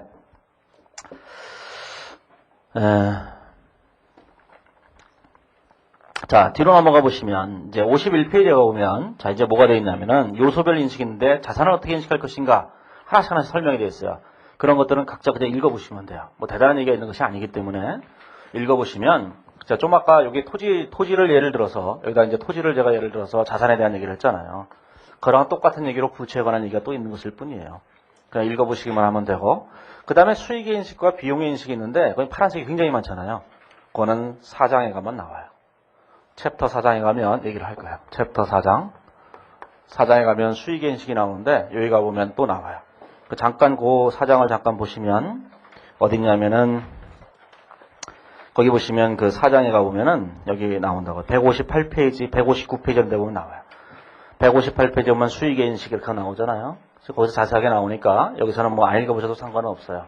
나중에 그쪽에서 보셔도 되는 거니까. 자, 이제 53페이지 가보면 11번에 재무제표 요소의 측정이 있는데, 자, 우리가 이제 이렇게 얘기했죠. 자, 재무제표가 있는데 재무제표를 가지고 재무보고를 했어요. 근데 이 재무제표라는 것이 재무제표의 기본 요소들이 이렇게 있는 거예요. 이렇게. 재무제표의 기본 요소가 이렇게 5가지가 있는데 5가지를 인식하는 것이 있는데 인식한다는 것은 장부상 회계 처리하는 걸 말한다. 그 인식할 때는 반드시 인식 기준을 충족시켜야 되는 거야. 자, 그러면 인식 기준을 충족시켜서 인식하기 위해서는 반드시 뭘 해야 되냐? 신뢰성 있는 측정을 해야 되는 거예요. 이렇게. 신뢰성 있는 측정을 하기 위해서는 측정할 수 있는 기준이 필요한 거예요. 그 측정, 그것이 바로 여기 있는 거죠. 53페이지는 측정이에요. 재무제표 요소를 측정한다는 것은 화폐 금액을 부여하는 것을 우리가 측정이라고 한다고. 예? 그래서 거기 파란색 글씨를 보시면 재무제표 요소의 화폐 금액을 결정하는 과정을 우리는 측정이라고 하는 거죠. 얼마냐? 이거 계산하는 거예요. 자, 그런데 이 측정을 하기 위해서는 뭐가 필요하냐면 측정 기준도 선택을 해야 돼요. 그래서 그 파란색 글씨를 보시면 측정은 특히 특정 측정 기준의 선택 과정을 포함하는 것이다. 이렇게 되어 있는데 이러한 측정 기준에는 모두 4가지가 있어요. 동그라미 1번에 보면 역사적 원가, 동그라미 2번에 보면 현행 원가, 동그라미 3번에 보면 실현 가능 가치, 동그라미 4번에 보면 현재 가치, 이렇게 4가지가 있어요. 자, 그러면 이렇게 생각을 해보세요. 자, 이제 거기 보시면은 뭐라고 되냐면 자산과 부채인 경우로 딱 나눠서 설명을 했는데, 자, 우리는 이제 모두 4가지가 있죠. 자, 역사적 원가라는 게 있어요. 역사적 원가. 역사적 원가라는 게 있어요. 자, 첫 번째로. 자, 두 번째로, 자, 현행 원가라는 게 있어요. 현행 원가. 원가라는 게 있어요. 자, 세 번째가 있죠. 자, 세 번째가 뭐냐면 거기 보면 실현 가능 가치라는 게 있어요. 자, 실현 가능 가치 이렇게 돼 있어요. 가치 이렇게 돼 있죠. 근데 실현 가능 가치인 경우엔 뒤에 이행 가치라는 표현도 또 있잖아요. 이행 가치 이렇게 되는 거예요. 이행 가치 이렇게 돼 있죠. 이렇게. 자, 이렇게 2가지가 쓰여져 있을 때는 앞에 있는 건 자산이고 뒤에 있는 건 부채예요. 이건 자산을 말하는 것이고, 자, 이 뒤에 거는 부채를 말하는 거예요. 부채. 자산인 경우에는 실현 가능 가치라고 이거 부채인 경우는 이행 가치라고 얘기한다. 그런 뜻이에요. 자, 4번째로는 현재 가치가 있어요. 자, 4번째로 자, 현재 가치라는 게 있죠. 자, 이 4가지 측정 기준이 존재하는 거예요. 이렇게. 자, 이 외에도 뭐 다른 것도 있을 수 있는데 우리 이제 개념책에서는 이 4가지만 정한다. 그런 뜻이에요. 이게 4가지만 정의를 해놨어요. 자, 53페이지에 오시면 자, 자산의 경우로 성립해서 얘기해 보면 자, 자산이 있어요. 자산. 자산의 경우를 생각해 보세요. 자, 자산의 경우를 생각해서 얘기해보면 예전에 자, 토지를 샀어요. 언제 샀냐면 2005년 1월 1일 날 토지를 구입했어요. 토지를 1억 원 주고 샀다. 그런 얘기예요. 자, 그러면 세월이 한참 흘러서 지금은 2009년 12월 31일이 된 거예요. 이렇게. 자, 그러면 2009년 12월 31일 현재 우리는 이 토지를 어떤 금액으로인가 측정을 해야 될 거 아니겠어요? 자, 그걸 뭘로 측정할 것인가를 이제 정해야 되는 거라고요. 자, 물론 기준에서는 어떤 측정 기준에 따라서라고 다 정해져 있어요. 기준서에 보면은. 그런데 우리가 모든 걸 다 측정할 수 있다고 얘기한다면 이 토지의 경우에 역사적 원가란 무엇을 말하냐면은 옛날에 산 가격 요 1억을 말하는 거예요. 옛날에 이 토지를 외부에서 사올 때 들어간 돈을 역사적 원가라고 한다. 그런 뜻이에요. 자, 그러면 현행 원가라는 건 뭐냐면 이 토지를 만약에 지금 산다면 이런 뜻이에요. 그래서 거기 54페이지에 오면은 거기 동그라미 2번에 보면 현행 원가가 있는데 거기 보면 동그라미 기억에 자산의 경우가 있죠. 자산의 경우는 동일하거나 또는 동등한 자산을 현재 시점에서 취득할 경우에 이렇게 되는 거예요. 자, 그 얘기는 이 토지를 2009년 12월 30일 지금 현재 구입을 한다면 지금 현재 산다면 들어갈 돈이 있을 거 아니겠어요. 땅값이 많이 올라서 지금 현재 살려면 얘를 2억을 줘야 된다. 그러면 이 2억 원이 뭐가 되냐면 현행 원가가 되는 거예요. 그러니까 역사적 원가는 옛날에 산 가격, 현행 원가는 지금 산다면 지급할 금액 이렇게 된 거예요. 그 현행 원가예요. 자, 세 번째로는 자, 실현 가능 가치가 있는데 실현 가능 가치라고 하는 것은 지금 팔아버린다고 하면 받을 돈이 얼마인가 이걸 계산한 거예요. 자, 실현 가능 가치라는 건 뭐죠? 자, 이거 실현 가능 가치는 지금 얘를 구입하는 것이 아니라 처분한다면 처분한다고 생각해보세요. 자, 처분하게 되면 얼마를 받겠죠? 자, 사는 가격하고 파는 가격이 약간 틀린 경우도 있고 같은 경우도 있고 이래요. 예를 들어서 우리나라 증권선물거래소 같은 데 있는 유가증권 시장이나 이런 데서 거래되는 유가증권 같은 경우에는 주식이나 이런 경우는 사는 가격과 파는 가격이 같아요. 하지만 부동산 시장 같은 데나 중고차 시장 이런 데 보면 다르죠? 달라요? 제가 자동차를 한 대 팔라 그랬어요. 자동차를 한 대 팔라고 저번에 팔았어요. 1월 달에. 팔았는데 이거를 중고차인데 이거를 중고차 시장에서 살려면 한 2,300만 원을 줘야 돼요. 제가 팔려고 얼마 주겠습니까? 그랬더니만 뭐 1,000만 원 얘기하는 인간부터 뭐 끝도 없는 거야 이게. 그래서 이 거지 같은 놈들 날로 먹으려고 그런다고. 그렇죠? 뭐 1,800부터 1,700 주겠다는 사람은 어떤 데는 SK 네트워크스 있어요. 아시잖아요. 그 중고차 판매하는 거예요. SK 네트워크스 주유소 있잖아요. 주유소. 이 자식들이 딱 갔더니만 얼마 줄랍니까? 이렇게 물어보니까 한다는 소리가 1,000만 원 드릴까요? 이러는 게 확 죽여버리려고 했어요. 자, 아무튼 간에 이렇게 중고자동차 가격이 편차가 굉장히 심하죠. 파는 가격하고 사는 가격하고. 자기네가 이 중간 이문을 남기려고 엄청나게 차이가 난다고요. 이렇게 사는 가격과 파는 가격은 틀림없이 틀려요. 그래서 구입하는 가격이 2억이지만 처분하는 가격은 2억보다 현저히 낮을 수도 있다고요. 그렇죠? 그게 이제 처분 가격과 현행 원가와 실현 가치가 다른 이유예요, 이게. 자, 그 다음에 그 현재 가치가 있어요, 현재 가치. 자, 현재 가치가 있는데 현재 가치라고 하는 것은 자산의 경우에 정상적인 영업 과정에서 이렇게 쭉 돼 있죠? 자, 그 얘기가 무슨 뜻이냐면 이런 얘기예요. 자, 이 현재 가치라고 하는 것은 무슨 얘기를 하는 거냐면 이 자동차가 있는, 이 토지가 있는데 토지를 지금 이건 뭐 하는 거죠? 실현 가능 가치라고 하는 것은 지금 당장 팔아버린다면 받을 돈 이걸 얘기한 거예요? 근데 이 토지는 팔 게 아니고 내가 그냥 사용할 거예요. 사용하겠죠? 자, 사용하게 되면 이제 앞으로 이 토지를 내가 몇 년 동안 사용할 거예요. 그렇죠? 사용하게 되면 이제 매년 얻게 될 수입이 있어요. 하다못해 주차장이라도 할 테니까 매년 주차료 수입이 있겠죠. 이 주차료 수입이 매년 이렇게 발생하게 될 거예요. 그리고 4년을 사용하고 나면 4년 후에 이를 팔아버리겠죠, 다시. 그러면 내가 앞으로 4년 동안 사용한다면 얻게 될 미래연금이 이만큼이 될 거예요. 요 금액의 현재 가치를 우리가 현재 가치라고 하는 거예요. 이걸 다른 말로 사용 가치라고 얘기를 해요. 예? 그 현재 가치라고 하는 것은 그래서 결국은 뭐죠? 자, 이게 토지가 있다고 토지를 갖고 정의하시면 돼요. 토지를 가지고 있는데 토지를 가지고 있을 때 옛날에 구입한 가격이 있어요. 구입한 가격이 있어요. 이렇게 구입한 가격을 뭐라고 하는 거예요? 역사적 원가라고 얘기하는 거예요. 이렇게 원가. 그 다음에 얘를 구입한 것이 아니라 얘를 지금 구입한다면 지금 구입한다고 생각해요. 여기다 그림을 이렇게 그려보죠. 이렇게 그리지 말고 이렇게 그려보세요. 어떻게 그려보냐면 자 이제 기업이 이렇게 있으면 자 여기 이제 과거예요. 과거, 현재, 미래 이렇게 되는 거죠. 시간이 이렇게 흘러가요. 자, 시간이 흘러가는데 옛날에 내가 토지를 샀어요. 옛날에 내가 토지를 이렇게 샀겠죠. 이때 산 가격을 역사적 원가라고 한다. 그런 얘기야. 원가라고 하는 거예요. 이렇게. 이 토지를 지금 산다면 얘를 현행 원가라고 하는 거예요. 현행 원가 이렇게 얘기하는 거예요. 이렇게. 그렇죠? 얘를 지금 판다면 그걸 뭐라는 거예요? 실현 가능 가치 이렇게 얘기하는 거예요. 실현 가능 가치 이렇게 얘기하는 거예요. 이렇게. 자, 얘를 안 팔고 나중에 계속 사용한다면 미래 현금 흐름이 들어올 거 아니겠어요? 그 금액의 현재 가치를 우리가 현재 가치라고 얘기하는 거예요. 이렇게. 그렇죠? 자, 그러면 개념적으로 보실 때 이게 뭐가 됐냐면은 이렇게 되겠죠. 실현 가능 가치는 지금 처분하는 거예요. 처분. 그렇죠? 자, 현재 가치는 뭐냐? 처분하지 않고 사용하는 거예요. 그렇죠? 사용하는 거니까 주차료 수입이 들어왔을 거 아니겠어요? 그러니까 이 자산을 내가 지금 사용한다고 할 때 얻을 수 있는 가치가 현재 가치고 이 토지를 당장 팔았을 때 받을 수 있는 가치가 실현 가능 가치고 얘를 산다고 한다면 들어가는 가치를 현행 원가, 옛날에 산 가격이 역사적 원가 이렇게 되는 거예요.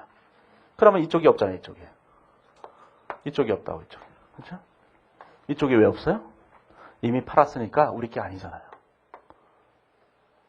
과거에 팔았다는 얘기잖아요. 이게. 얘는 앞으로 살 거죠. 아까 얘기했잖아요. 앞으로 살 거면 삼성전자도 내 거죠. 다 내 거예요. 다 내 거. 그러니까 얘기가 안 되는 거죠. 그러니까 이쪽은 얘기할 필요가 없는 거예요. 이 두 가지는. 그래서 개념으로 볼 때 지금 기업의 입장에서 볼 때 과거에 산 가격, 지금 살 가격, 지금 팔 가격, 안 팔고 계속 사용할 가격 이렇게 네 가지로 나눠지는 거죠. 그 네 가지 경우에 다른 게 어디 있겠어요? 없어요. 딱 네 가지밖에 없는 거예요. 그래서 이게 예전에는 이거보다 훨씬 더 복잡하게 또 다른 얘기도 하고 막 이랬는데 개념책에서는 딱 네 가지로 딱 정리가 돼 있어요. 다른 건 없고. 그래서 훨씬 더 간편하죠, 이게. 자, 이제 54페이지 가보시면, 자, 12번에 자본과 자본유지 개념이라는 게 있는데, 이게 이제 시험에 굉장히 자주 나오는 매우 중요한 거예요, 이게. 그런데 굉장히 어려워요. 시험에 굉장히 자주 나오는데 굉장히 어려워서, 그 뒤에 보시면 예제 1번에 예제까지 만들어 놨어요. 그래서, 예제 자체가 중요한 건 아닌데, 예제를 보셔야지만 우리가 정확하게 무슨 뜻인지 아실 수 있어요. 자, 이제 자본이 뭔가, 이거부터 먼저 생각을 하셔야 되는데, 자, 자본의 개념이 있는데, 자본의 개념은 55페이지에 오면 그림 1-21을 보시면 자본의 개념에는 재무적 개념과 실물적 개념 두 가지가 있어요. 이제 기존에 있는 용어를 그대로 썼을 뿐인데, 자, 재무적 개념과 실물적 개념이 있는데, 이렇게 생각하시면 돼요. 자, 자본이라고 하는 것이 있는데, 간단하게 생각을 해보면 이 자본이라고 하는 것은 자산에서 부채를 뺀 금액이에요. 자, 그러면 우리가 이렇게 생각할 수 있는데, 자, 1월 1일 현재 자본이 있다고 할 때, 1월 1일 현재 자본이 있겠죠, 이렇게? 그러면, 자, 12월 31일 현재도 자본이 있을 거예요, 그렇죠? 자본은 언제나 자산에서 부채를 뺀 금액이에요. 그러면 1월 1일 현재 자본이 100원이고, 자, 12월 30일 현재 자본이 150원이라면, 우리는 1년 동안에 자본이 얼마가 늘어나냐면 50원이 이렇게 늘어났잖아요, 이렇게? 이 늘어난 50원을 우리는 당기순이익이다, 이렇게 얘기할 수 있을 거예요. 물론 주주와의 거래가 하나도 없다고 할 때, 주주와의 거래는 없어요. 유상증자나 배당은 하나도 없었고, 회사가 영업만 했는데 이게 자본이 늘어났다면 당기순이익이 150원이다 이렇게 얘기할 수 있을 거 아니겠어요. 자, 그러면 우리는 어떻게 생각할 수 있냐면 당기순이익을 주주와의 거래가 없다면, 자, 12월 31일 현재 자본에서 1월 1일 현재 자본을 차감해서 계산할 수 있을 거예요, 이렇게 계산하면 당기순이익이 현재 나올 거 아니겠어요. 여기서 중요한 얘기는, 자, 이 자본이 뭐냐 이렇게 물어보는 거예요, 지금. 이 자본을 뭘로 계산할 것이냐라는 거죠. 자, 우리는 이제 일상적으로 계산할 때 어떻게 계산해요? 그냥 이렇게 계산해요. 이렇게 계산하는 걸 우리는 뭐라고 하냐면 화폐 자본이라고 얘기하는 거예요. 그런 걸 거기서 재무적 자본이라고 얘기해요. 재무적 개념. 표현 자체를 재무적 개념이라고 얘기한 거죠. 자, 재무적 개념이라고 하는 것은, 자, 재무적 개념이 있어요. 재무적 개념. 그 다음에 실물적 개념이라는 게 있죠. 기준 그 개념책에 있는 용어를 그대로 사용해서 재무적 개념, 실물 개념 이렇게 되는 건데, 이게 재무적 개념이라는 것은 다른 말로 얘기하면 화폐 자본이라고 얘기하는 거예요. 금액으로 돼 있다는 게 화폐 금액으로. 그래서 우리가 다른 말로 화폐 자본이라고 얘기를 해요. 이렇게. 그 다음에 실물적 개념을 뭐라고 하냐면 얘를 실물 자본이라고 얘기한다고요. 실물 자본 이렇게 얘기해요. 자, 그런데 거기 보시면 이제 재무적 개념과 실물적 개념 두 가지가 있죠. 자, 두 가지가 있는데 거기 정의가 쓰여져 있어요. 재무적 개념과 실물적 개념에 대한 정의가 쓰여져 있죠. 자, 그 무슨 얘기인지 잘 몰라요. 자, 이렇게 하시면 돼요. 자, 이렇게 돼 있다고 생각하세요. 자, 화폐 자본이라고 하는 것은 그냥 돈을 말하는 거예요, 돈. 자, 1월 1일 현재 100원이 있다. 그러면 12월 30일 현재 돈이 얼마가 있냐라는 거죠. 그럼 1월 1일 현재 100원이 있었는데 12월 30일 날 150원의 현금이 있다면 50원 번 거다 이렇게 얘기할 수 있을 거라는 거예요. 자, 그런데 생각을 해보면 이렇게 기초에 100원이 있고 긴말에 150원 있을 때 우리가 50원을 벌었다고 얘기하는 것은 뭐 때문이냐면 1월 1일 현재 100원과 12월 30일 현재 100원의 가치가 똑같다고 보는 거예요. 하지만 1월 1일 현재 자본과 12월 30일 현재 자본은 똑같은 게 아니거든요. 금액은. 그거는 이렇게 생각할 수 있어요. 우리가 실질적으로 1980년대만 하더라도 세종대왕을 한 분 모시고, 세종대왕이 계시잖아요. 이렇게. 자, 이분을 모시고 한 서너 명에서 술집을 가면 서너 명에서 다 술에 취해서 집에 가요. 버스비까지 다 돼요. 그러던 시절이 있었어요. 요즘은 세종대왕을 한 분 모셔갖고는 뭐 택도 없어요. 그래서 요즘은 급기야는 이제 정부에서는 이거를 해결하기 위해서 신사임당을 동원하기로 했잖아요. 김구 선생도 동원하기로 했죠. 네? 신사임당 동원하기로 했죠. 신사임당 곧 출근하신다고 얘기하잖아요. 이게 김구 선생은 독도 문제 때문에 그렇죠? 그런 거지 같은 놈들이 다 있어. 책이 아니라 그 김구 10만 원권 뒤에 보면은 10만 원권 뒤에 보면은 여기다 이렇게 써 있잖아요. 여기 대동여 지도를 넣었는데 거기다 독도를 이렇게 다 그려 넣으려 보니까 대동여 지도의 원본에는 원래 독도가 없대요. 그래서 그걸 그리면은 뭐 외교상의 문제가 될 수 있다는 거예요. 예, 한나라당 내기예요. 저는 그 얘기도 미친놈이라고. 일본은 무슨 뭐 근거가 있어서 얘기했어요? 그쵸? 근거도 없이 그냥 독도는 우리 땅 이러잖아요. 그냥 그리면 되잖아요. 딱 하나, 점 하나 찍으면 되죠. 일본에서 뭐라면, 미안해, 점이 하나 찍혔네? 이러면 되는 거죠. 이게 왜 찍혔지? 이러면. 자, 그런데 그냥 뭐 독도 그리면 돼요. 뭐 별것도 아닌 거 가지고 너무 형식을 따져서 그래요. 회계를 공부했다면 안 그럴 텐데. 회계는 실질을 중시하잖아요. 그쵸? 우리 지도에는 반드시 독도가 있어야 되는 거잖아요. 그걸 그려놓으면 되죠. 독도, 동도, 서도 이렇게 그려놓으면 되는 거예요. 자, 그런데 이 세종대왕이 세월이 지나면서 자꾸 나이가 드시니까 힘이 점점 떨어져 가요. 그래서 젊은 사람들 이렇게 교체하는 거예요. 이게 김구 선생이 제일 젊잖아요. 아, 나이를 잘 모르시는군요. 이분이 꽤 나이가 드셨어요. 한 7, 800세 되셨고 이분은 뭐 지금 한 200세 되실래나 100 몇십 세밖에 안 되셨을 거 아니겠어요. 그렇죠? 그러니까 이제 우리는 점점 젊은 사람으로 교체하는 거예요. 세대 교체를 단행하는 거죠. 그러면 이제 이분을 모시고 가면은 우리가 이제 4명 가서 술에 취해서 가잖아요. 자, 이렇게 화폐가 시간에 따라서 가치가 변한다고 보는 견해가 있다고요. 그런 걸 구매력이라고 하는 거예요. 거기 구매력이라고 돼 있죠. 구매력. 거기 정의를 보시면 투자된 화폐 구매력 이렇게 돼 있잖아요. 그 화폐액만 계산하는 것이 세종대왕의 힘은 같다 이렇게 보는 거예요. 그런 걸 이제 화폐액이라고 하는데 그걸 뭐라고 하냐면 명목화폐 단위라고 하는 거예요. 명목화폐 단위 이렇게 얘기하는 거예요. 이렇게 얘기하는 거예요. 자, 그 다음에 구매력으로 얘기하는 것이 뭐냐면 그걸 실물 불변 구매력 단위라고 얘기해요. 불변 구매력 단위. 불변 구매력 단위라고 얘기하는 거죠. 단위 이렇게 얘기하는 거예요. 자, 그걸 이제 여기서는 투자된 화폐 금액, 여기는 투자된 구매력 이렇게 표현한 거예요. 이렇게. 그러면 자, 여기에도 자본주의 개념이 있고 여기도 자본의 개념이 있어요. 여기도 실물 자본에도 여기도 자본의 개념이 있고 여기에도 자본의 개념이 있는 거예요. 실질적으로. 이게 4가지가 있는 거예요. 전부 다. 자본 개념이 우리가 이제 일반적으로 얘기할 때는 요 3가지 얘기만 주로 얘기를 해요. 이렇게. 그래서 거기 실물적 개념에서는 기업의 생산 능력이라는 표현을 썼죠. 생산 능력이라는 표현이라고 하는 것은 실물 자본을 말하는 건데 자, 주로 요 얘기만 얘기한다고요. 하지만 이쪽도 있어요. 우리는 그림상으로 이 4가지 매트릭스가 있다는 생각을 좀 해보실 필요가 있어요. 옛날에 이제 시험에 한 3년 전쯤에 이거 시험에 냈다고요.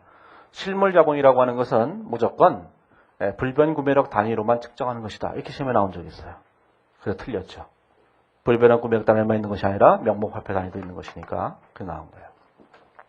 자, 이제 이 얘기가 무슨 얘기인지를 이해를 하셔야 되는데 이해하기가 되게 힘들어요.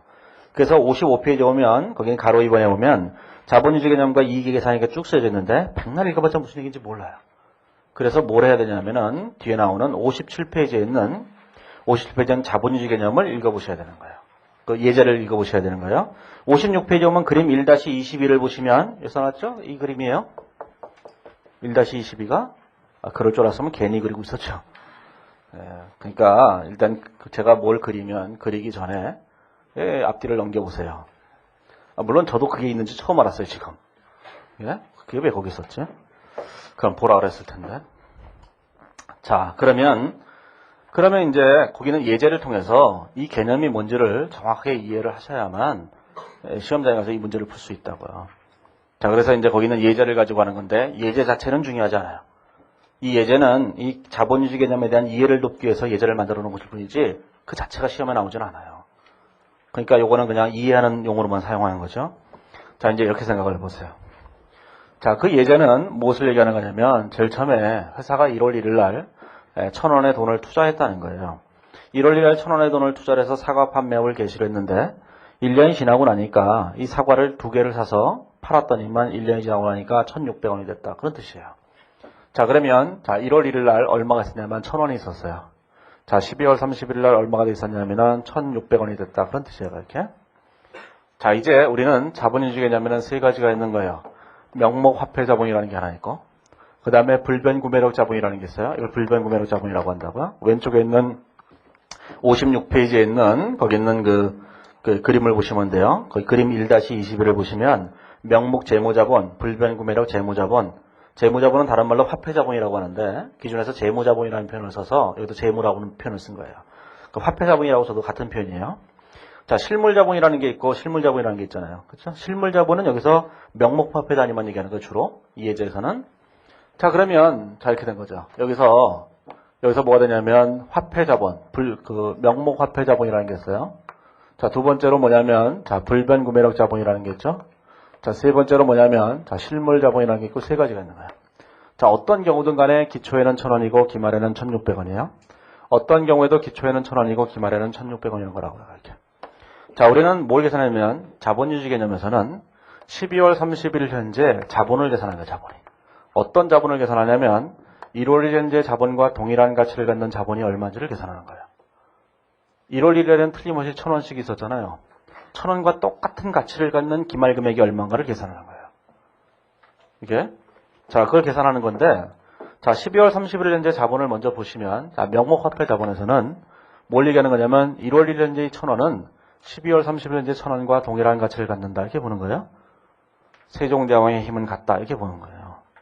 10년 전이나 지금이나 세종대왕은 세종대왕일 뿐이에요. 그 10,000원으로 살 수 있는 물건의 양은 항상 똑같다고 보는 거예요.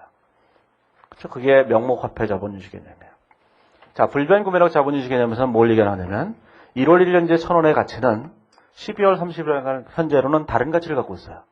이때 1,000원이 살 수 있는 물건의 양은 12월 30일에 살 수 있는 물건의 양과 틀리거든요.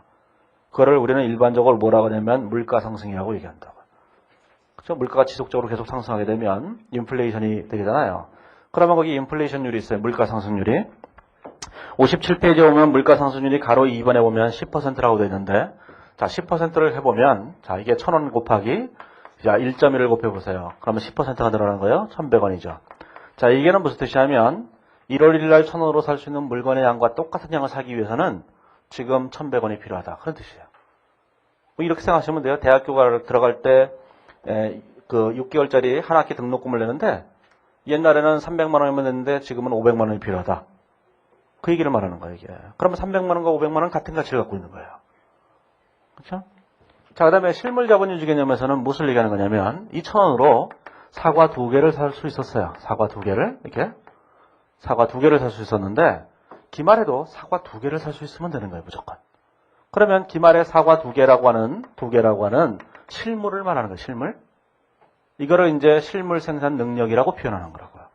자, 그러면 이 사과 2개를 살려면 돈이 얼마가 필요한 것인가? 라는 건데, 기말에는 사과 한 개당 가격이 얼마로 바뀌었냐면, 한 개당 700원 주고 사야 돼요.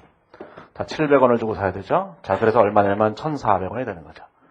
그러면 실물 자본유지 개념에서는 기초에 사과 2개를 살 수 있는 돈이 필요한데, 그게 1,000원이었고, 기말에도 사과 2개를 살려면은 1,400원이 필요한 거예요. 자, 그래서 우리는 각각의 자본유지 개념에 따라서 1월 1일 현재 자본과 동일한 가치를 갖는 자본이 얼마인지를 12월 30일 현재로 계산을 했다고요. 자, 그래서 이 12월 30일 현재 자본이라고 하는 이 자본이 있는데, 이 자본이 무엇을 말하냐면 유지해야 될 자본이다. 이렇게 얘기하는 거예요. 유지해야 될 자본이라고 하는 것은 뭐냐면 이 자본 금액은 회사에 반드시 남아 있어야 된다는 거예요. 그러면 이 금액보다 더 늘어난 금액만 이익이다. 이렇게 보는 거죠. 그래서 이 금액보다 늘어난 금액이 얼마냐면 600원이에요. 이 금액보다 늘어난 금액이 얼마냐면 500원이에요. 이 금액보다 늘어난 금액이 얼마냐면 200원이죠. 이 금액을 우리는 뭐라고 하냐면 투자이익이라고 얘기하는 거예요. 이런 걸 다른 말로 하면 당기순이익이라고 얘기할 수 있고, 다른 말로 얘기하면은 이익이 나면 무조건 다 배당할 수 있기 때문에 이걸 다른 말로 얘기하면 배당 가능이익이다 이렇게 얘기할 수도 있어요. 배당 가능이익이다 이렇게 얘기할 수 있는 거예요. 이렇게. 그래서 이제 거기 보시면, 자, 이제 57페이지에 보시면 그 이제 그림에서 그려놨죠. 자, 그러면 요거는 뭔가? 요 위에 있는 요 차이가 있어요. 요 차이가 있죠? 이게 없어요. 자, 이 차이가 얼마냐면 요 차이가 100원이죠. 요 차이가 얼마예요? 400원이에요. 자, 요 노란색으로 되어 있는 이거를 뭐라고 하냐면 자본의 조정 항목이라고 얘기하는 거죠. 자, 자본의 조정 항목이라고 하는 것은 무슨 뜻이냐면 요거는 절대로 이익이 아니다. 이렇게 얘기하는 거예요. 이익이 아니라면 배당할 수 없어요. 그러면 요 자본의 조정 항목이 있고 투자이익이라는 게 있다는 얘기예요. 그걸 이제 구분하실 수 있어야 돼요. 이거를 이제 요 전체를 요만큼을 우리가 그림으로 기억하고 계셔야 돼요. 그래야지만 말로 하는 문제를 나올 때 푸실 수 있는데 2000년대 들어서 이 재무회계 개념 체계에서 이 문제가 한 3-4문제 정도 나왔다고. 굉장히 자주 나오기 때문에 아셔야 되는데 이 챕터에서 제일 어려워요, 이게. 제일 어렵지만 이 그림에서 꼭 이걸 기억하시면 되죠. 1월 1일 현재 금액과 동일한 가치를 갖는 기말 금액을 한번 계산하고 그 금액을 초과하는 건 다 이익이고 금액에 미달하는 건 이익이 아니다. 이렇게 보는 거예요. 자, 그림을 항상 기억하시면 되죠. 자, 그래서 이제 거기 보시면은 뒤로 넘어가 보시면 58페이지가 보면 자, 4번에 가격 변동 효과라는 게 있어요. 이 가격 변동 효과도 이제 시험에 자주 냈는데 가격 변동 효과라는 게 뭐냐면 이걸 말하는 거예요. 사과 두 개가 가격이 변했잖아요. 그래서 이 400원이 가격 변동 효과예요. 이 가격 변동 효과를 어떻게 처리할 것인가? 이 가격 변동 효과를 명목 화폐 자본 유지 개념에서는 그 가격 변동 효과를 뭘로 봐요? 투자이익으로 본다. 그런 뜻이에요? 생각을 해보세요. 요거하고 요거 두 개를 더한 게 투자이익이니까 이 가격 변동 효과를 전부 다 투자이익이라고 볼 때 이익이 명목 화폐 자본에서 계산한 이익이잖아요. 그 다음에 불변구매력 자본 유지 개념에서 이익이란 건 뭐냐면은 이 가격 변동 효과라고 하는 이 400원을 400원 중에서 물가 상승분에 해당하는 부분에 100원이 있어요. 요 금액은 뭐냐면은 실제로 사과 가격이 오르지 않았다 하더라도 화폐 가치가 떨어져서 자동적으로 올랐을 거예요. 그렇죠? 지금 이제 아파트 값이나 집값들이 막 떨어져 간다고 얘기하잖아요. 이렇게. 예? 저는 장기적으로 무슨 생각을 하냐면은 이게 아파트 값이 다시 올라갈지도 모른다는 생각을 요즘은 해요. 왜 그러냐면 돈이 너무 많이 풀려서 돈의 가치가 없는 거예요. 대왕이 너무 많아요. 대왕이 많으면 이게 막 쪼개져야 될 거 아니겠어요? 옛날에 유럽에서도 가만히 그림은 대충 그린 거예요. 예, 유럽에서도 이 프랑크 왕국이라고 있었대요. 프랑크 왕국이 카롤린가 왕조인가 여기 있어요. 역사도 공부하시고 오셔야 돼요. 예? 그래야지 이게 이 프랑크 왕국이라는 게 있는데 프랑크 왕국에 카롤린가 왕조가 있어요. 메로vin가 왕조가 뭐 그지 같은 왕족이 있어요. 근데 왕이 죽었는데 그 밑에 자식이 3명이 있는 거예요. 3명이 있어서 왕국이 3개로 쪼개진 거예요. 이렇게. 그래서 서프랑크, 중프랑크, 동프랑크. 동프랑크 독일, 중프랑크 이탈리아, 서프랑크 프랑스 이렇게 된 거잖아요. 역사적으로. 자, 이제 수능을 다시 보세요. 그럼 이제 저는 세계사 같은 게 왜 수능에 있는지 잘 모르겠어요. 우리가 왜 저런 걸 공부해야 되는지 잘 모르겠어요. 외국인한테 물어보면 우리나라에서 아는 게 하나도 없거든요. 우리나라는 별거 다 하죠. 무슨 영국의 권리장전이 어떻고 마그나 카타가 없고 그거 알아서 뭐해요. 예? 콜럼버스가 아메리카 대륙 발견했다. 그거 뭐 알아 뭐하게요. 발견했든지 말든지 우리 알 바 아니거든요. 그렇죠? 세계사 다 뜯어 고쳐야 돼요. 예. 자, 뭐 그렇다 치고 이게 뭐냐면은 가만 있어봐. 저거 뭐야? 무슨 얘기를 하다 했죠? 이게 기억이 안 나. 무슨 얘기를 하다. 프랑크가 생각이 나 있고 이렇게. 네? 뭐라고요? 자, 아무튼 간에 이 400원이라고 하는 가격 변동 효과를 이제 구분하는 거예요. 이렇게 이 얘기했던 거예요? 네? 아파트. 그렇죠. 기억이 안 나. 아파트, 그렇죠. 물가가 하락해서. 물가가 하락해서 이제 그런 일이 생긴다는 거잖아요. 그러니까 사과 가격은 하나도 안 변동해도 물가의 가치가, 화폐 가치가 점점 떨어져 가기 때문에 자동적으로 올라가요. 그러니까 사과 가격 400원이 가격이 올랐다는 거잖아요, 지금. 오른 것 중에서 100원은 사과 가격이 오른 게 아니라 세종대왕이 힘이 떨어져서 올라간 거예요. 나머지 300원은 사과 가격이 진짜 올라간 거고. 그 차이를 좀 구분해 보시면 돼요, 이게. 그렇죠? 자, 그래서 거기 보시면 그 가격 변동 효과를 어떻게 처리하는지에 대해서 거기 그림을 그려놨어요. 그것도 시험에 굉장히 자주 나오는 거예요, 이게.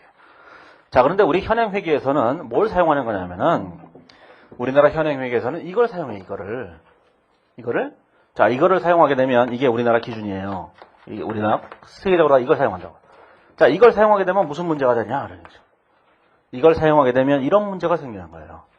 이 명목화폐 자본유지 개념에 따라서 이익을 계산하게 되면 600원의 이익이 예상됐잖아요. 그러면 600원의 이익을 다 배당할 수 있다는 뜻이 돼요. 자, 600원의 이익을 다 배당했다고 생각해 보세요. 자, 그러면 1000원밖에 안 남았죠. 1000원 갖고 이제 뭘 해야 돼요? 사과 판매업을 해야 되는데 사과를 살 수가 없어요. 한 개는 사과를 사고 한 개는 썩은 사과를 사가야 되죠. 그렇죠? 이렇게 가다 보면 이 회사는 조금씩 업종을 바꿔가야 돼요. 사과에서 방울토마토로, 방울토마토에서 종묘상으로, 뭐 조금씩 바꿔가야 되는 거예요, 업종을. 그러면 계속 뭐가 돼요? 어제 얘기했던 계속 기업이 안 되는 거예요, 이게. 그래서 여러 가지 이제 통제 장치를 만들고 있는 건데, 어떤 통제 장치를 만들고 있냐면 이런 통제 장치가 있는 거예요. 이익이 나면 이 이익을 100% 배당할 수 없도록 하는 거예요. 이거를 배당하게 되면 큰일이 나잖아요. 회사 규모가 점점 줄어드니까. 그 회사가 계속 기업으로 가기 위해서는 뭐 해야 되냐면 요 600원 중에서 틀림없이 이 자본의 조정에 해당하는 항목들이 있다는 거예요. 근데 그거를 명목화폐 자본유지 개념에서는 계산할 방법이 없거든요. 그래서 뭘 하는 거냐면은 상법 같은 데서는 요거를 배당할 때 일부를 이익준비금으로 적립하도록 한 거예요.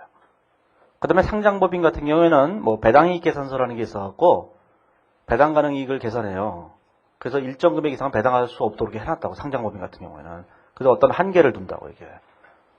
그래서 이제 우리가 나중에 자본에서 얘기하는 법정적립금 같은 게 생기는데, 법정적립금이 생기게 된 원인이 뭐냐면 이런 자본유지 개념이 있어요. 법정적립금이 이 자본유지 개념 때문에 생긴 거예요, 이렇게. 그러면 일부 금액을 배당하지 못하니까 이 기업이 자본을 그대로 유지해서 영업을 계속해 나갈 수 있게 된다. 그런 뜻이에요. 예. 자, 그런데 그게 너무 넘쳐나갖고 엄청난 상황이 벌어질 수도 있어요. 그런 걸 이제 국제경제에서는 초인플레이션이라고 한다. 초인플레이션이라는 게 뭐예요? 짐바브웨란 나라가 있어요. 짐바브웨. 예? 뭐라고요? 예? 뭐요? 아니, 얘기를 해요. 글쎄, 그 얘기.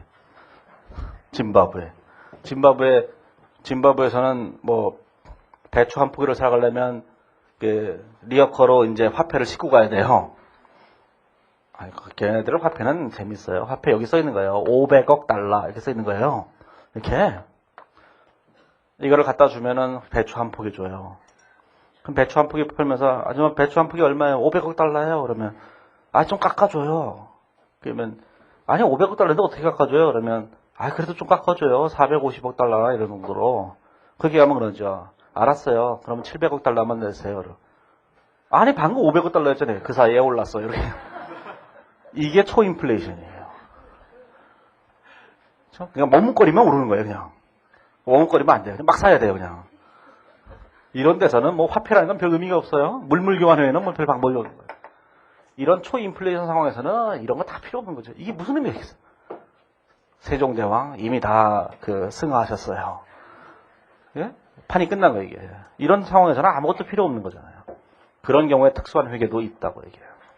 자, 우리는 이제 그런 특수한 회계를 하는 건 아니니까 우리가 이제 이런 자본유지 개념을 이해하실 때 이 그림을 반드시 기억하시고 하시면 좀 이해를 하실 수 있을 거예요. 이 그림을 기억하시면서 본문을 쭉 읽어보시면 좀 더 이해가 하실 거예요.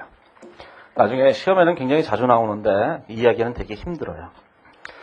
자, 59페이지 보면 제4절에 재무회계 기타 사항이 있는데 첫 번째 보시면 재무상태표 중시사고와 손익계산 중시사고가 있어요. 재무상태표 중시사고와 손익계산 중시사고는 이제 어제 얘기했던 거죠. 어제 얘기했을 때 재무상태표 중심의 회계를 해야만 한다. 그런 얘기를 하는 거예요.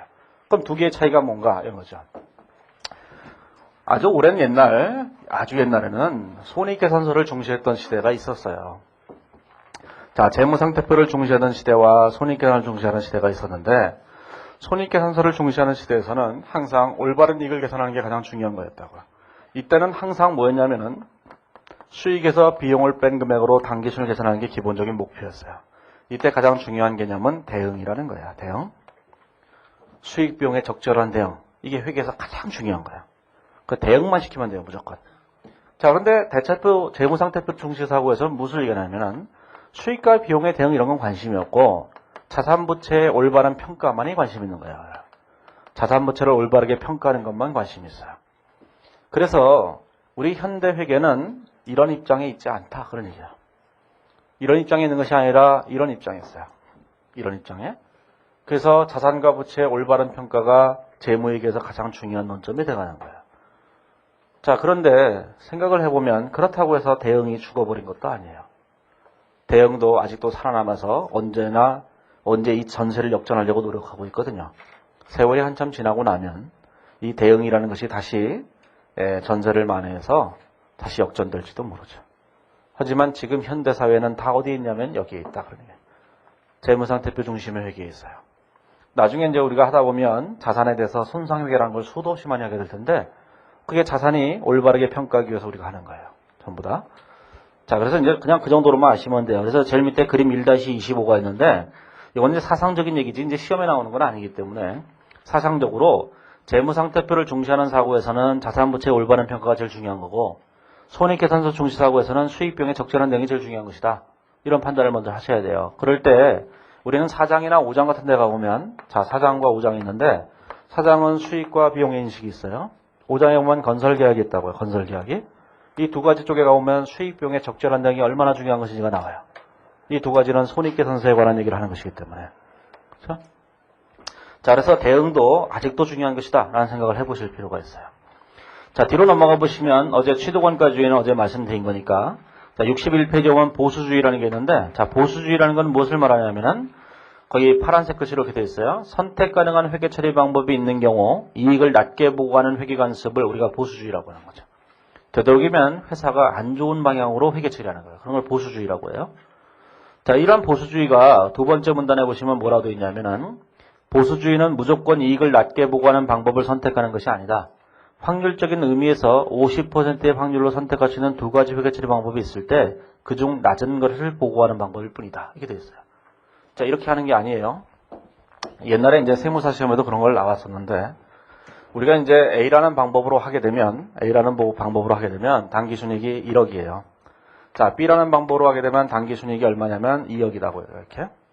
자, 이때 무조건 A라는 방법을 선택하는 걸 보수주의라고 얘기하는 게 아니다라는 거죠. 우리가 A일 확률이 50%, B일 확률이 50%가 돼서 뭔지 잘 모르겠는 거야. 그럴 때 얘를 선택해야 된다라는 게 보수주의예요. 만약에 A일 확률이 49%고 B일 확률이 51%다. 그러면 무조건 얘를 선택해야 되는 거예요. 보수주의라고 하는 것은 반반일 때, 딱 반반일 때 그때 당기순이익을 적게 계산하는 방법을 선택하는 거예요. 예? 자, 그걸 알아두시면 돼요. 그 얘기만 아시면 돼요. 예? 현대 회계에서 보수주의가 그렇게 엄청나게 중요한 건 아니기 때문에 자, 보로는 있는데 보로는 보실 필요 없어요. 어제도 말씀드렸지만 보로는 사소한 것과 그 다음에 굉장히 어려운 걸로 가는데 지금 이 챕터에 있는 이 보로는 사소한 게 돼버렸어요. 지난 10여 년 동안 시험에 출제된 적이 거의 없어서 그런 거 된 거니까 자, 잠시 쉬었다가 그 2장에 대한 얘기를 하죠.